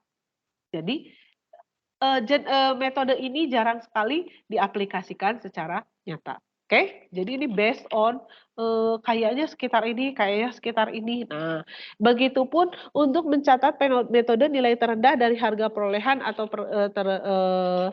harga terendah dari metode perolehan dan harga pasar, saya rasa baca saja ya, baca saja metode laba kotor dengan metode persediaan. Saya akan fokus untuk ke mana tadi slide-nya?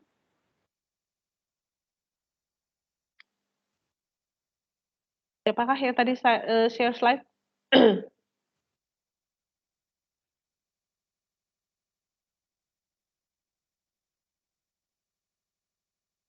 Kelompok Ilman?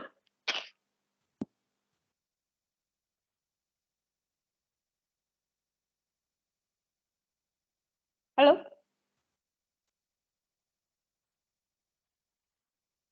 Ya Bu, yang Ya, slide metode yang penilaian keberapa? persediaan yang berdasarkan harga perolehan.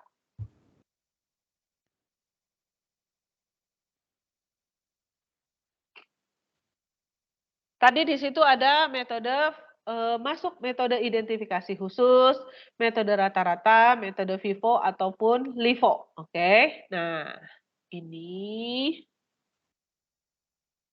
bentar. Oke.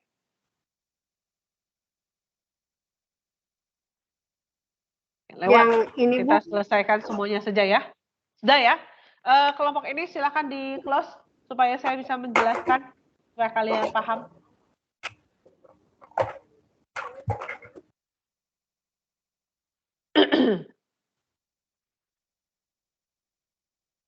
Nah, saya izin share screen. Sudah terlihat? Sudah belum?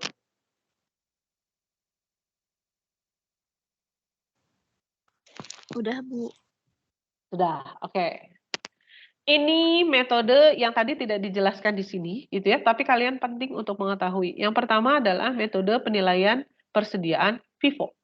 FIFO itu apa, Bu? Ini. First in, first out. Atau yang tadi kalian terjemahkan menjadi masuk pertama, keluar pertama. Oke? Ini saya tuliskan soal ya. Saya tuliskan contoh soal. Dikatakan di sini pada tanggal 1 Januari, perusahaan mengatakan bahwa saldo sebelumnya ada sebesar 50 unit dengan harga per unit 1.500.000. Sehingga totalnya menjadi 75 juta. Oke. Kemudian untuk tanggal 2 Januari yang ini, ada pembelian 30 unit dengan harga 1.400.000. Maka saya masukkan ke sini. Masuk. Masuk itu untuk pembelian persediaan, keluar itu untuk penjualan persediaan. Oke, saya masukkan ke sini. Saya masukkan di sini 30 unit, harganya adalah 1.400.000.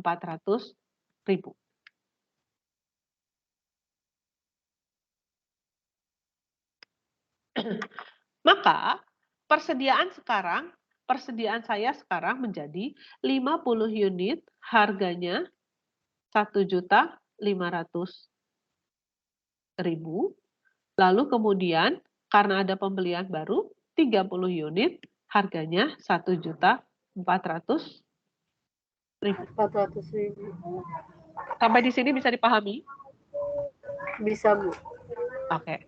Nah, berikutnya adalah gitu ya, dikatakan ada penjualan 40 unit. Lihat, metode yang digunakan adalah first in, first out.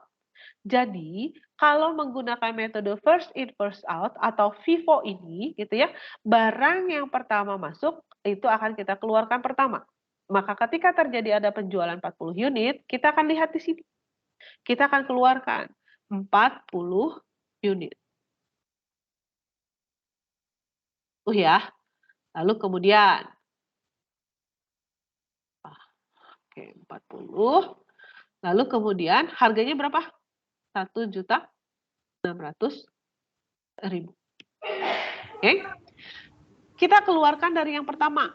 Maka ketika yang 50 tersebut sudah dikeluarkan 40, tersisa 10. Maka saldo kita sekarang menjadi 10 unit barang yang harganya berapa? 1.500.000 dan 30 unit harganya 1.400.000. Sampai di sini bisa dipahami? Bisa Ibu. Oke. Sekarang ada lagi tanggal 5 Januari ada lagi penjualan 20 unit. Nah, yang diminta penjualannya 20 unit. Sekarang pertanyaan saya, ingat ini adalah metodenya first in, first out. Jadi barang yang pertama masuk harus pertama kali dikeluarkan. Nah, kira-kira gitu ya. Kalau yang ini yang tadi selisihnya 10 unit ini masih cukup tidak?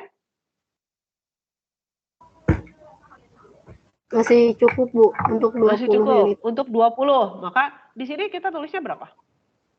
20. 20. 20. Iya. Iya, kan Ya. penjualan. Penjualannya 20, betul. Penjualannya 20, betul. Tapi lihat metodenya adalah first in, first out. Maka kita lihat di sini. Saldo kita yang first in hanya tersisa Saldonya 10. sisa 10. Maka saya akan ambil 10 dari sini, oke? 10 dari sini. Dari yang 30. Ya toh? Nah, 10 tadi saya ambil dari yang mana? Harga yang 1 juta. Harganya berapa di sini? Maaf. 1.550. Oke.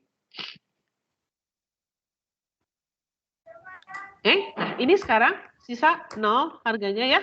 Yang harganya 1.500.000 sisa 0. Yang harganya 1.400.000 tersisa 20 unit. Bisa dipahami? Ibu berarti yang 40 itu sisa jadi 10, Bu. Mana? Yang 40 mana? Yang 40 atas. Kan awalnya 40 itu kan. Nah, sisa saldonya kan jadi 10. Nah, barusan tadi kan minjem dari yang atas ya, Bu. Dari sisa 30. Nah, berarti jadi sisa 10 lagi, Bu. Atau gimana? Ini kan dari sini. Ini kan jualnya 20. 20 ambil 10 dari ini, 10 dari ini, sisa 0, ya kan? Oh iya. 30, ini kan tadinya 30. Ambil 10, sisa 20. Oh, dari ngambilnya dari yang itu, Bu. Kirain ini nggak boleh digabung. Itu. Ini nggak boleh digabung. Kenapa? Metodenya adalah first in, first out. Oke, sekarang kita lanjutkan. Ya, Coba. Bu. Ada pembelian 40 unit. Masukkan sini. Masuk ya. Nah, Ya. masukkan. 40, harganya berapa? 1.450. 1.450. Nah, ini 40 unit ini akan berdampak kemana? Ke sini. Sekarang persediaan saya sekarang jadi berapa? 0. Jadi Kan yang harganya 1.500.000 sudah habis ya? Betul tidak? Iya, Bu. Nah, Iya, Bu. berarti saya tinggal masukkan 20 unit yang harganya 1.400.000. Lalu sekarang 40 yang harganya 1.450. Betul? 1.400.000. Betul tidak? Ya, Bu. Nah, sekarang kita masuk sini. Ada penjualan 40 unit. Kalau penjualan 40 unit masukinnya gimana? Silakan.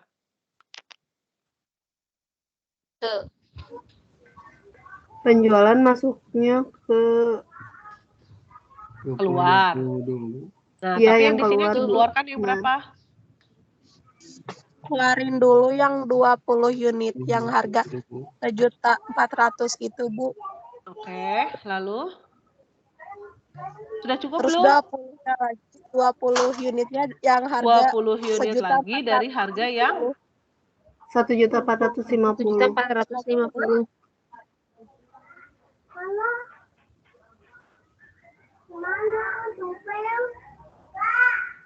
berarti yang 1.450 tersisanya hanya sebesar 20 unit lagi ya? 20 unit. Iya, Bu. Sampai di sini paham tidak? Paham tidak? Insya Allah, Bu, paham. Oke. Ininya saya ganti aja deh. Penjualannya ini tanggal saya kesinikan aja ya biar cepat.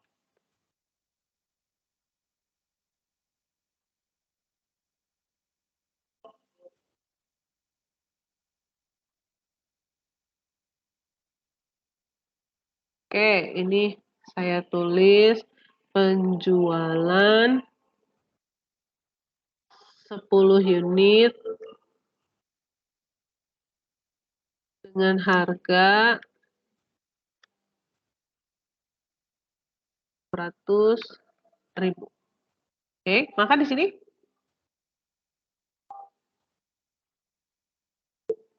berapa?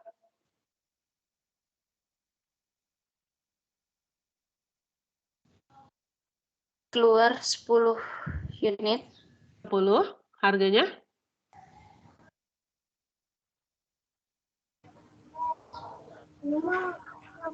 Harganya 1.450.000. Yang 1.450.000. Nah, sekarang ini saldo akhirnya menjadi 410. menjadi sisa berapa? 10 unit ini ya. 10 unit. Ini dikurangi ini, jadi ini kan?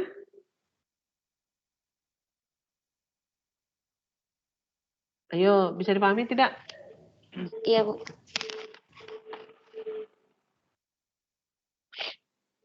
Bisa paham? Itu Bu 1.600.000 ya di yang keluar. Ya kan dia jualnya harganya 1.600.000, tapi barang yang dikeluarkan dari yang 1.450.000, ya toh? Ini sesuai dengan harga jual aja dulu. Oh, ini harusnya 1.550.000 ya. Maaf. Ya. 1.550 ya. Tidak bingung ya. Oke? Iya, yang itu berarti 1.500.000. Sudah? Sudah belum? Iya. Nah, sekarang kita lihat di sini. Bisa tidak Bu menghitung laba ruginya? Bisa. Kita lihat penjualannya. Yang pertama adalah penjualan pertama tanggal 4 ya. Nih, ini harganya ya. Harga jualnya kan 1.600.000. Kita sudah tulis 64 juta. Oke, lalu kemudian penjualan yang kedua adalah 20 unit kali 1.550.000. Berapa ini? 15 tambah 15, 31 ya? Sudah. Tanggal 17. Iya, Bu. Katanya ada penjualan ini. Tanggal 17 kah betul? Nah, tanggal 17, 40 kali 1.550. Sama ya? 31 tambah 31, 62 ya? Iya, Nah, Bu. sekarang tanggal 30. Tanggal 30 jualnya 10 unit kali ini kita tulis. Di sini berarti seharusnya adalah 16 juta. Oke? Sampai di sini ada pertanyaan? 62. Sekarang Iya, kita Bu. lihat harga pokoknya. Harga pokok adalah harga dasar. Tadi seperti saya jelaskan, Ilman beli motor harganya 15 juta, terus dijual 17 juta. Harga pokoknya adalah 15 jutanya. Maka kita lihat tanggal 4 Januari. 4 Januari ini ya. Terjual 1.600.000, tapi kemudian kita lihat ngambilnya dari mana? 40 itu ambil dari yang 1.500.000 ya. Betul tidak? Betul. Tuh, berarti di sini saya tuliskan. Ini dari 40 kali 1.500.000. 500. Iya. Betul. Itu supaya kalian bisa unit price.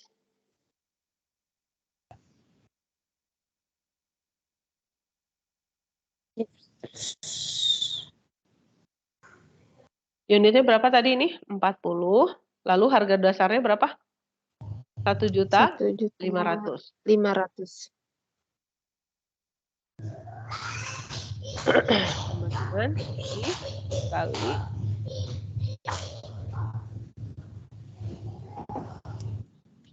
sama ya? Sekarang tanggal 5. Coba lihat. Tanggal 5 yang ini. Ambil 10 juta harga, 10 unit dari harga berapa? Dari harga 1.500.000 ya? 1.500.000. 10 kali harga 1.500.000.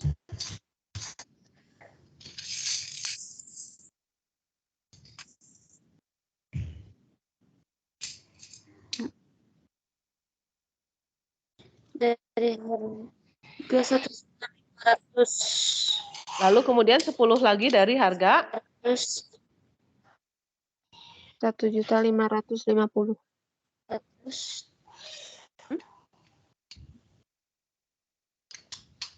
40 unit, ambil 10 Yang ini ya 10, yang 10 lagi dari harga 1.400.000 kan? Harga dasarnya. Oh iya. Ya, Bu. 1.400.000.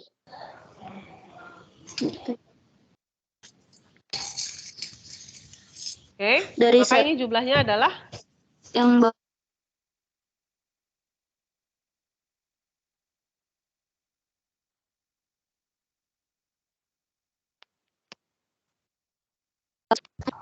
$9 juta.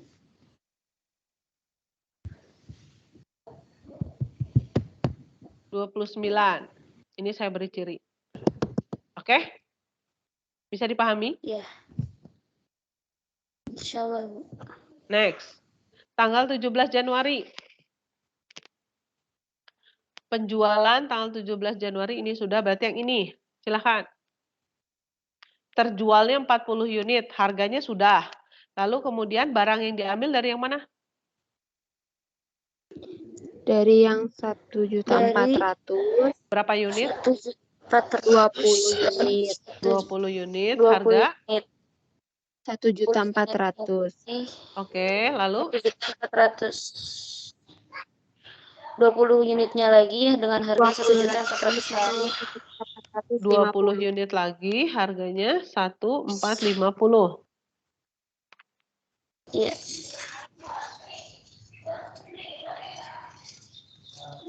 Oke, maka jumlahnya berapa ini? 57 juta. 58. Saya beri keterangan pakai ini ya. Ini adalah 57. Oke. Lalu sekarang tanggal 30. 30 ambilnya harga yang 1.450 ya. 10 kali 1.450. Sorry.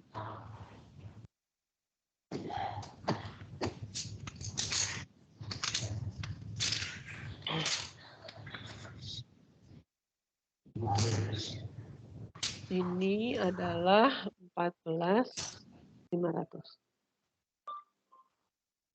Sampai di sini paham? Paham, Bu. Oke. Sekarang kita mau menentukan laba atau rugi.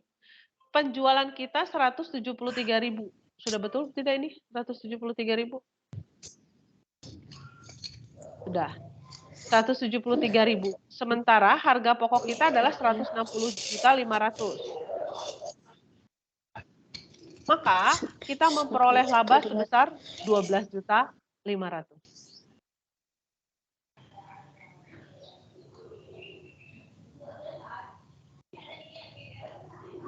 Bisa dipahami? Bisa diulang, Bu, tadi perolehan labanya dari... Boleh diulang, Bu. Perolehan labanya ini, penjualan kita kan totalnya 4 Januari 64 juta, 5 Januari 31, 17 Januari 62 juta, 30 Januari 16 juta ya. Dijumlahkan total penjualan kita 173 juta. Lalu kemudian harga pokok kita 4 Januari 60 juta, dari mana? Dari 40 unit kali 1.500.000. Lalu kemudian tanggal 5 Januari harga pokok kita 29 juta, dari mana? Dari 10 unit harga 1.500.000 ditambah 10 unit harga 1.400.000 ya. Kemudian tanggal 17 Januari harga pokok kita 57, dari mana?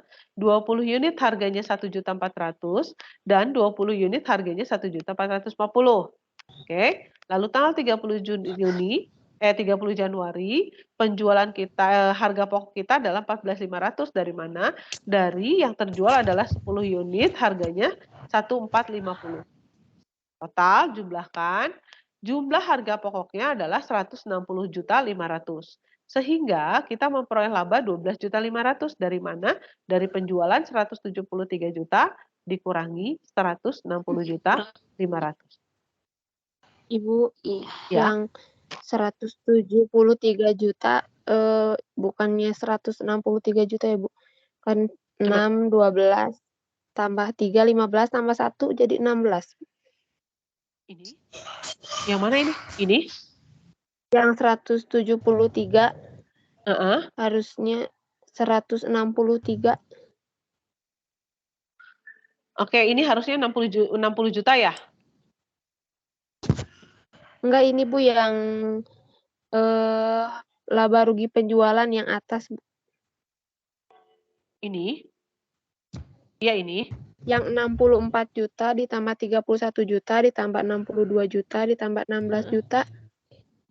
Itu kan kita sama aja ya? Jadi 173. 64 tambah 31 berapa sih? Kan 95 kan? Iya. Betul tidak? 95 kan? 95 iya, Bu. tambah 62. Iya. Betul? Iya, Bu. Oke, lalu? Bisa paham? Insyaallah, Bu. Oke. Nah, sekarang kita masuk ke metode yang berikutnya, LIFO. Ini hampir sama nanti ya. Coba saya cek 30, 40, 20, 40, 40, 10. 30, 40, 20, 40, 40. Ini penjualannya. Ini yang tadi koreksinya di sini. Sekarang kita dengan LIFO. Kalau LIFO itu adalah last in, first out. Barang yang pertama, yang terakhir masuk, gitu ya. Terakhir masuk, keluar pertama. Ini sama, saldo awalnya 50 unit, harganya 1.500.000. Kemudian ada pembelian 30 unit. Nah, pembelian 30 unit 30, ini sama, masih sama, oke. Lalu kemudian ada penjualan 40 unit. Lihat, ketika terjadi penjualan 40 unit, karena ini metodenya LIFO, gitu ya, supaya paham.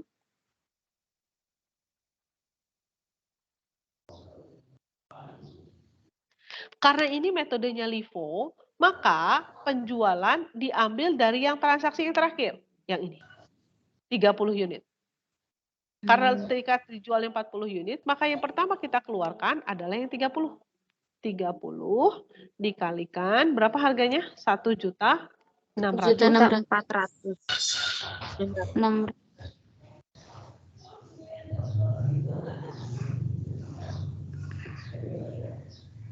Oke? Iya. Nah, yang dijual kan 10 unit, 40 unit, berarti saya ambil yang mana? Saya ambil yang atas sekarang. 10 unit, harganya 1.600.000 gitu ya. 600. Oke? Oke.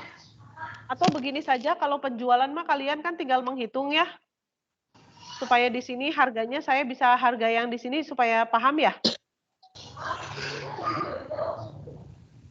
Kan kalau penjualan mah tinggal ini aja, 40 kali 1.600.000, ini ditaruhnya ke sini gitu ya. Iya. Ya tidak? Jadi Iya. ini saya langsung ambil dari harga yang ini supaya kalian tidak bingung. Jadi ini nih, saya ambil gini nih contohnya. Ini. Oke? Paham? Ketika ada penjualan 40 unit, maka saya akan ambil dari 30 unit dari harga yang ini, dari harga 1.400.000 dan 10 unit dari harga yang 1.500.000. Oke? Maka sekarang yang 50 unit hanya tersisa 40 unit sebesar 1.500.000. Oke? Lalu kemudian ada lagi penjualan 20 unit. Ketika ada penjualan 20 unit, saya tinggal ambil dari mana? Ini kan sudah habis, berarti saya ambil dari sini. Ambil dari sini 20 unit dengan harga berapa? 1.500.000. Oke, sekarang karena sudah saya ambil 20, maka tersisa 20. Oke? Ya. Lalu kemudian ada pembelian 40 unit, saya masukkan 20 unit, 40 unit. Sekarang saldo saya menjadi 20 unit harganya 1.500.000 ditambah 40 unit harga 1.440.000. Oke? Lalu kemudian ketika ada penjualan 40 unit, maka saya ambil dari mana? Bukan dari yang paling atas, tapi dari yang paling bawah. Saya ambil dari 40 unit, harga 1.450.000. Maka sekarang tersisa adalah yang 20 unit. 20 unit dengan harga 1.500.000. 1.500.000. Oke, nah ini tadi skip ya.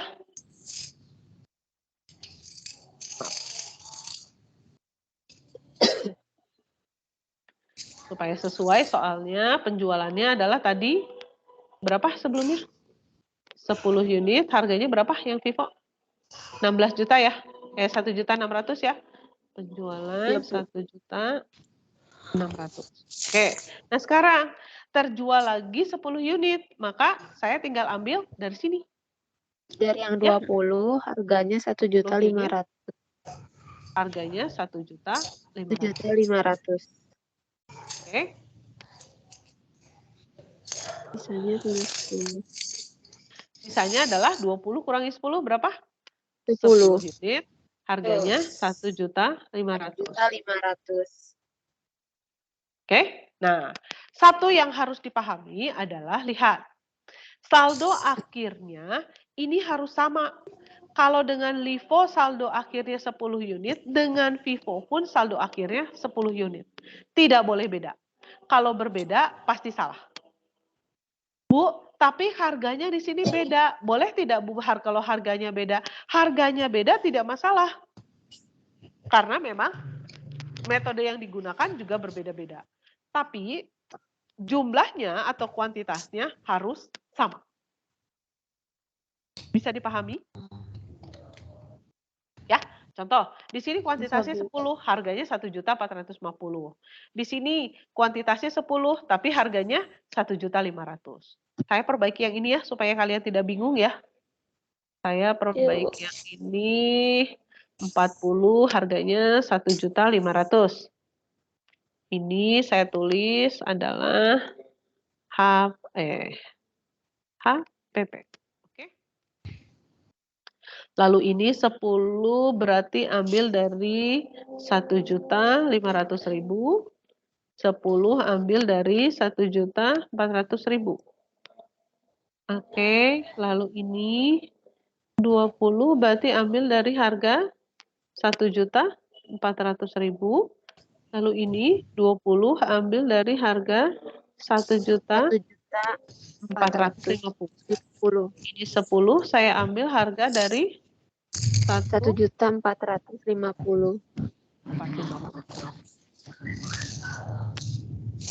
Silakan.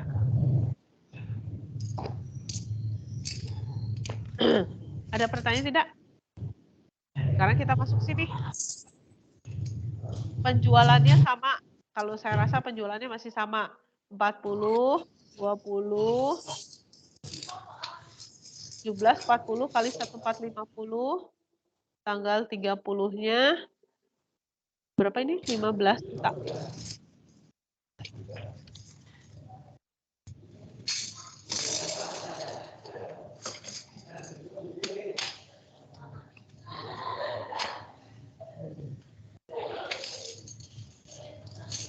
Betul tidak? Coba dihitung. 40 kali 1.600.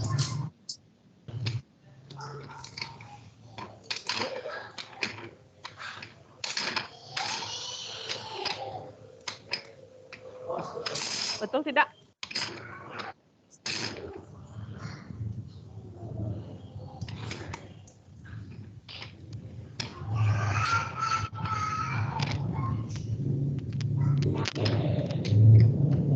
Betulkah? Betul, Bu. Betul ya? Semuanya sudah sesuai ya? Betul. Iya. Ini kan 1.600.000, maaf. 16 juta. Penjualannya akan sama dengan yang ini ya, Vivo kan semuanya sama ya. 173 sama ya. Oke, nah sekarang HPP-nya yang akan berbeda. Tanggal 4 Januari kita lihat. HPP-nya tanggal 4 Januari itu adalah ini ya. Ini tolong tambahkan 42 ditambah 15. Berapa? 57 ya? Nah, ini ya 57. sudah ya. 42 juta ditambah 15. Ini. Lalu kemudian tanggal berapa ini? 7. 1 juta 30. 30 juta. Lalu tanggal 17. 58 juta. 58 juta.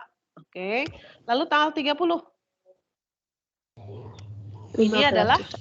15 juta. Terus labanya adalah 173 dikurangi 160. Labanya adalah 13 juta. Sedikit berbeda dari yang Vivo tadi. Kalau Vivo hanya 12.500.000, sementara menurut Livo adalah 13 juta. Sampai sini ada pertanyaan? Ibu, itu teh kan yang Vivo sama yang Livo itu tadi teh hasil akhirnya teh harus sama. Hasil Ya, akhir yang unitnya. harus sama teh unitnya, tapi kalau harganya mah enggak juga nggak apa-apa Sangat gitu. mungkin berbeda. Sangat mungkin berbeda. Oke? Kalau unitnya tidak sama, salah. Bu, misal nih Bu, di Vivo 10 unit kayak gini. Lalu di Livo ini 10 Bu, tapi 10-nya itu 8 dan 2. Boleh tidak? Boleh. Nggak ada masalah. Oke? Intinya adalah 8 ditambah 2 kan 10 unit. Asal dari awal itu memang betul hasilnya hasil keluar masuknya betul, selisihnya seperti itu. Nggak memungkinkan bahwa itu terjadi, sangat mungkin, ya. Ya, Bu. Oke. Sekarang ini saya agak cepat ke metode average. Average adalah metode yang paling gampang, jadi rata-rata. Rata-rata itu artinya apa? Setiap muncul pembelian baru, maka akan muncul harga baru. Contoh, ini. Ketika persediaan awalnya 50 unit, harga 1.500.000, saya tuliskan di sini ya. Kemudian ada pembelian 30 unit. Nah, ini saya langsung jumlahkan. Tapi yang boleh dijumlahkan hanya menggunakan metode average. Ini boleh dijumlahkan. Saya jumlahkan 50 tambah 30, 80 unit. Nah, 75 tambah 42 juta, 117 juta. Nah, nanti ini dapatnya dari mana? Dari 117 juta dibagi 80 unit. Dibagi 80. Oke.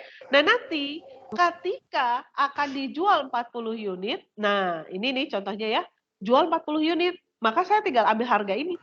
Harga yang ini. Satu harga. 1462. Oke? Iya. Ya. Ketika dijual 20 unit, ambil lagi. Masih ada sisa kan?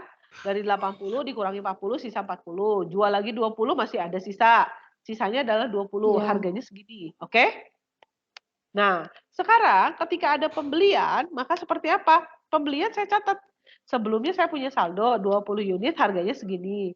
Kemudian saya masukkan lagi. Pembelian 40 unit, harga 1.450, saya masukkan lagi di sini. 40 unit, harga 1.450. Jumlahkan lagi. Jadi secara tidak langsung, untuk metode average, harga baru akan terjadi jika ada pembelian baru. Ya. Oke, jadi ini ya, 20 ditambah 40, 60, saya jumlahkan. 29.250 yang dari atas ditambah yang pembelian baru 58, hasilnya segini. Dapat ini dari mana Bu? 1454, 166,67, 87.250 dibagi 60. Maka ketika ada penjualan 40 unit, saya tinggal ambil 40 dikalikan 1454. Hasilnya adalah segini. Sisa 60 unit dijual 40, berarti sisa 20. Nah, ini juga sama.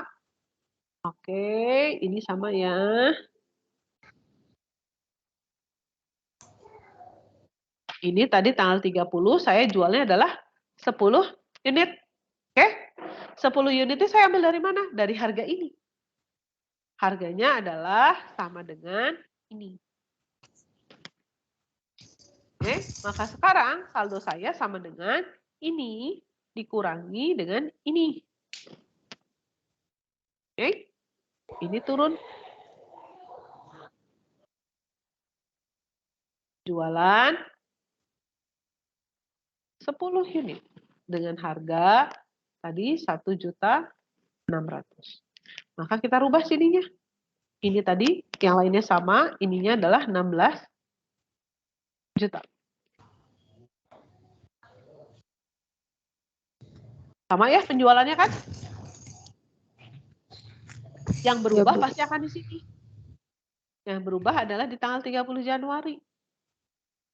Ini 14, nah ini sudah.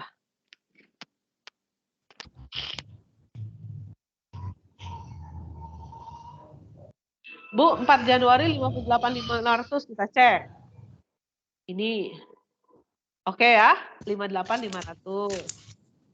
Oke, 5 Januari 29.250. 29.250. 17 Januari 58.166. Ini. Ya. Lalu kemudian tanggal 30 Januari 14 juta sekian dari sini. Jumlahkan semuanya. Jumlahnya adalah 160 juta sekian. Labanya kurangi 173 dikurangi 160. Hasilnya adalah 12.541.666. Untuk metode average, hampir sama jumlah labanya dengan metode FIFO. Oke, lihat. Ini unitnya harus sama. 10 unit dengan menggunakan metode FIFO, 10 unit dengan menggunakan LIFO, 10 unit dengan menggunakan metode average.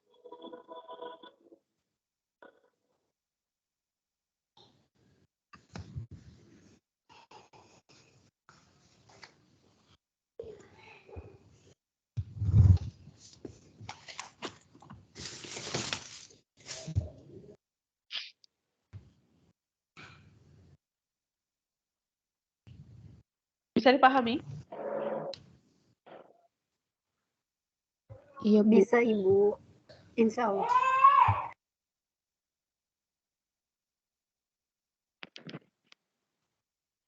Ada pertanyaan tidak? Silakan.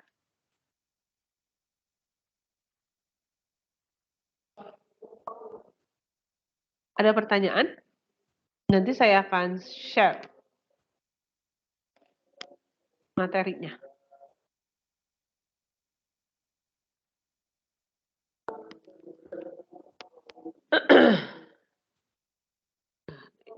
Saya akan save. Ini.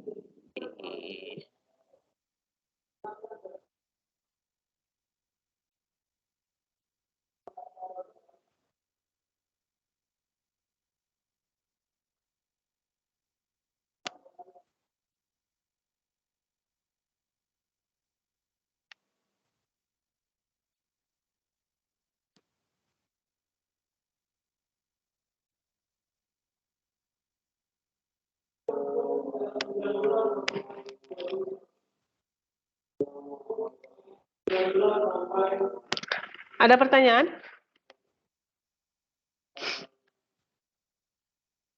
Sepertinya tidak ada, Ibu. Oke, Maya, Bu, saya masih belum paham metode average karena sinyalnya jelek, jadi suara Ibu patah-patah. Intinya adalah kalau metode average setiap ada pembelian baru akan muncul harga baru. Mudah-mudahan nanti ketika saya akan share Excel-nya ya, nanti akan terlihat itu. Ini dapatnya dari mana, Itu. Mungkin teman-teman yang lain nanti bisa tolong dibantu ya, teman-teman yang lainnya yang misalnya belum bisa memahami atau ketinggalan. Silakan. Maya, sudah cukupkah Maya? Iya Bu, nanti saya cari tahu lagi. Ya, intinya adalah ketika Kalau muncul itu Bu yang pembelian baru, average harganya akan baru. itu yang pengambilan yang penjualannya itu dari mana ya Bu? Soalnya tadi sempat keluar dulu. Kenapa? Bagaimana? Yang sebelum Ini siapa? Anissa Bu. Ya, kenapa Yang Anissa? sebelum hitung HPP itu yang totalnya 173 itu, kalau yang dari average ngambilnya dari mana? Dari sama seperti itu. Yang average juga sama. Pasti penjualannya sama. Average itu kalau penjualan untuk menghitung laba dan rugi, baik itu menggunakan metode FIFO, LIFO, atau average, hasilnya pasti sama.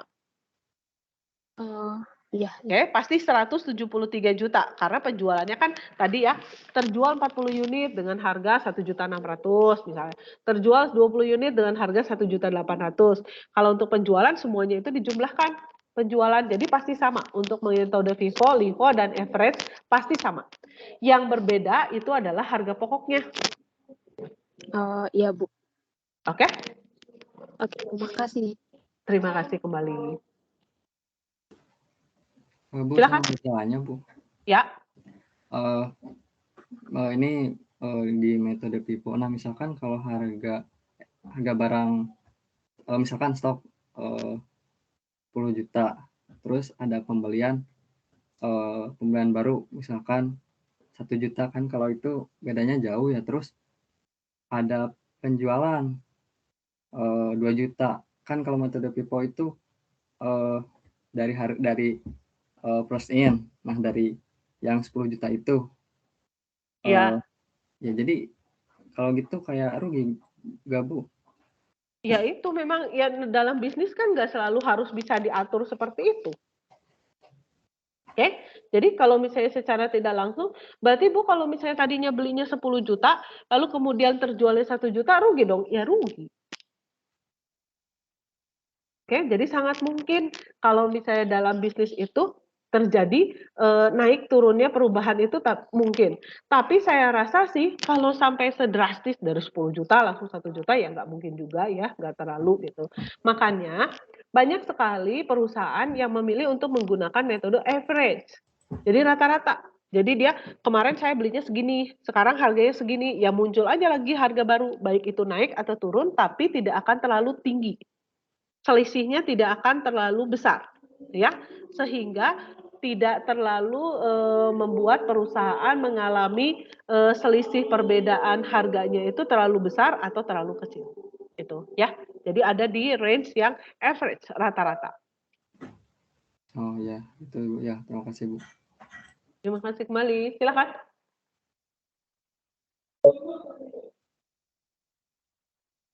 Sudah? Saya akan share materinya nanti ke WhatsApp group ya. Iya, Bu. Iya, Ibu. Kalau sudah tidak ada, terima kasih untuk pertemuan kita hari ini. Terima kasih untuk yang materi tadi yang sudah disajikan untuk kelompok ini ya, untuk materi persediaan. Di bulan April ini kita sudah di akhir perkuliahan ya, di bulan April. Nanti kita ketemu lagi di tanggal 15 Mei. Saya mengucapkan gitu ya, memang belum gitu, tapi saya mengucapkan selamat menikmati liburan bersama keluarga. Itu ya, selamat menikmati hari raya gitu, tetap jaga kesehatan sampai nanti kita ketemu lagi, mudah-mudahan segala sesuatunya jauh lebih baik lagi, lalu kita semua masih tetap dalam keadaan sehat. Mohon maaf kalau misalnya selama perkuliahan ada yang kurang menyenangkan gitu ya, mudah-mudahan apapun itu tidak ada maksud untuk disengaja, tidak ada gitu. Jadi selamat berlibur ya anak-anak ya. Menikmati dulu hari libur, tapi jangan terlalu terlena dengan liburannya. Tetap persiapkan gitu ya, bagaimanapun nanti setelah kalian masuk itu ada perkuliahan, lalu tetap masih harus ada tutorial lagi gitu. Jadi nanti kalian masuk itu masih ada harus 5 pertemuan lagi ke depan. Jadi terima kasih untuk hari ini. Sampai ketemu lagi bulan depan. Selamat siang semuanya. Terima kasih. Terima kasih. Selamat siang. Silakan boleh live.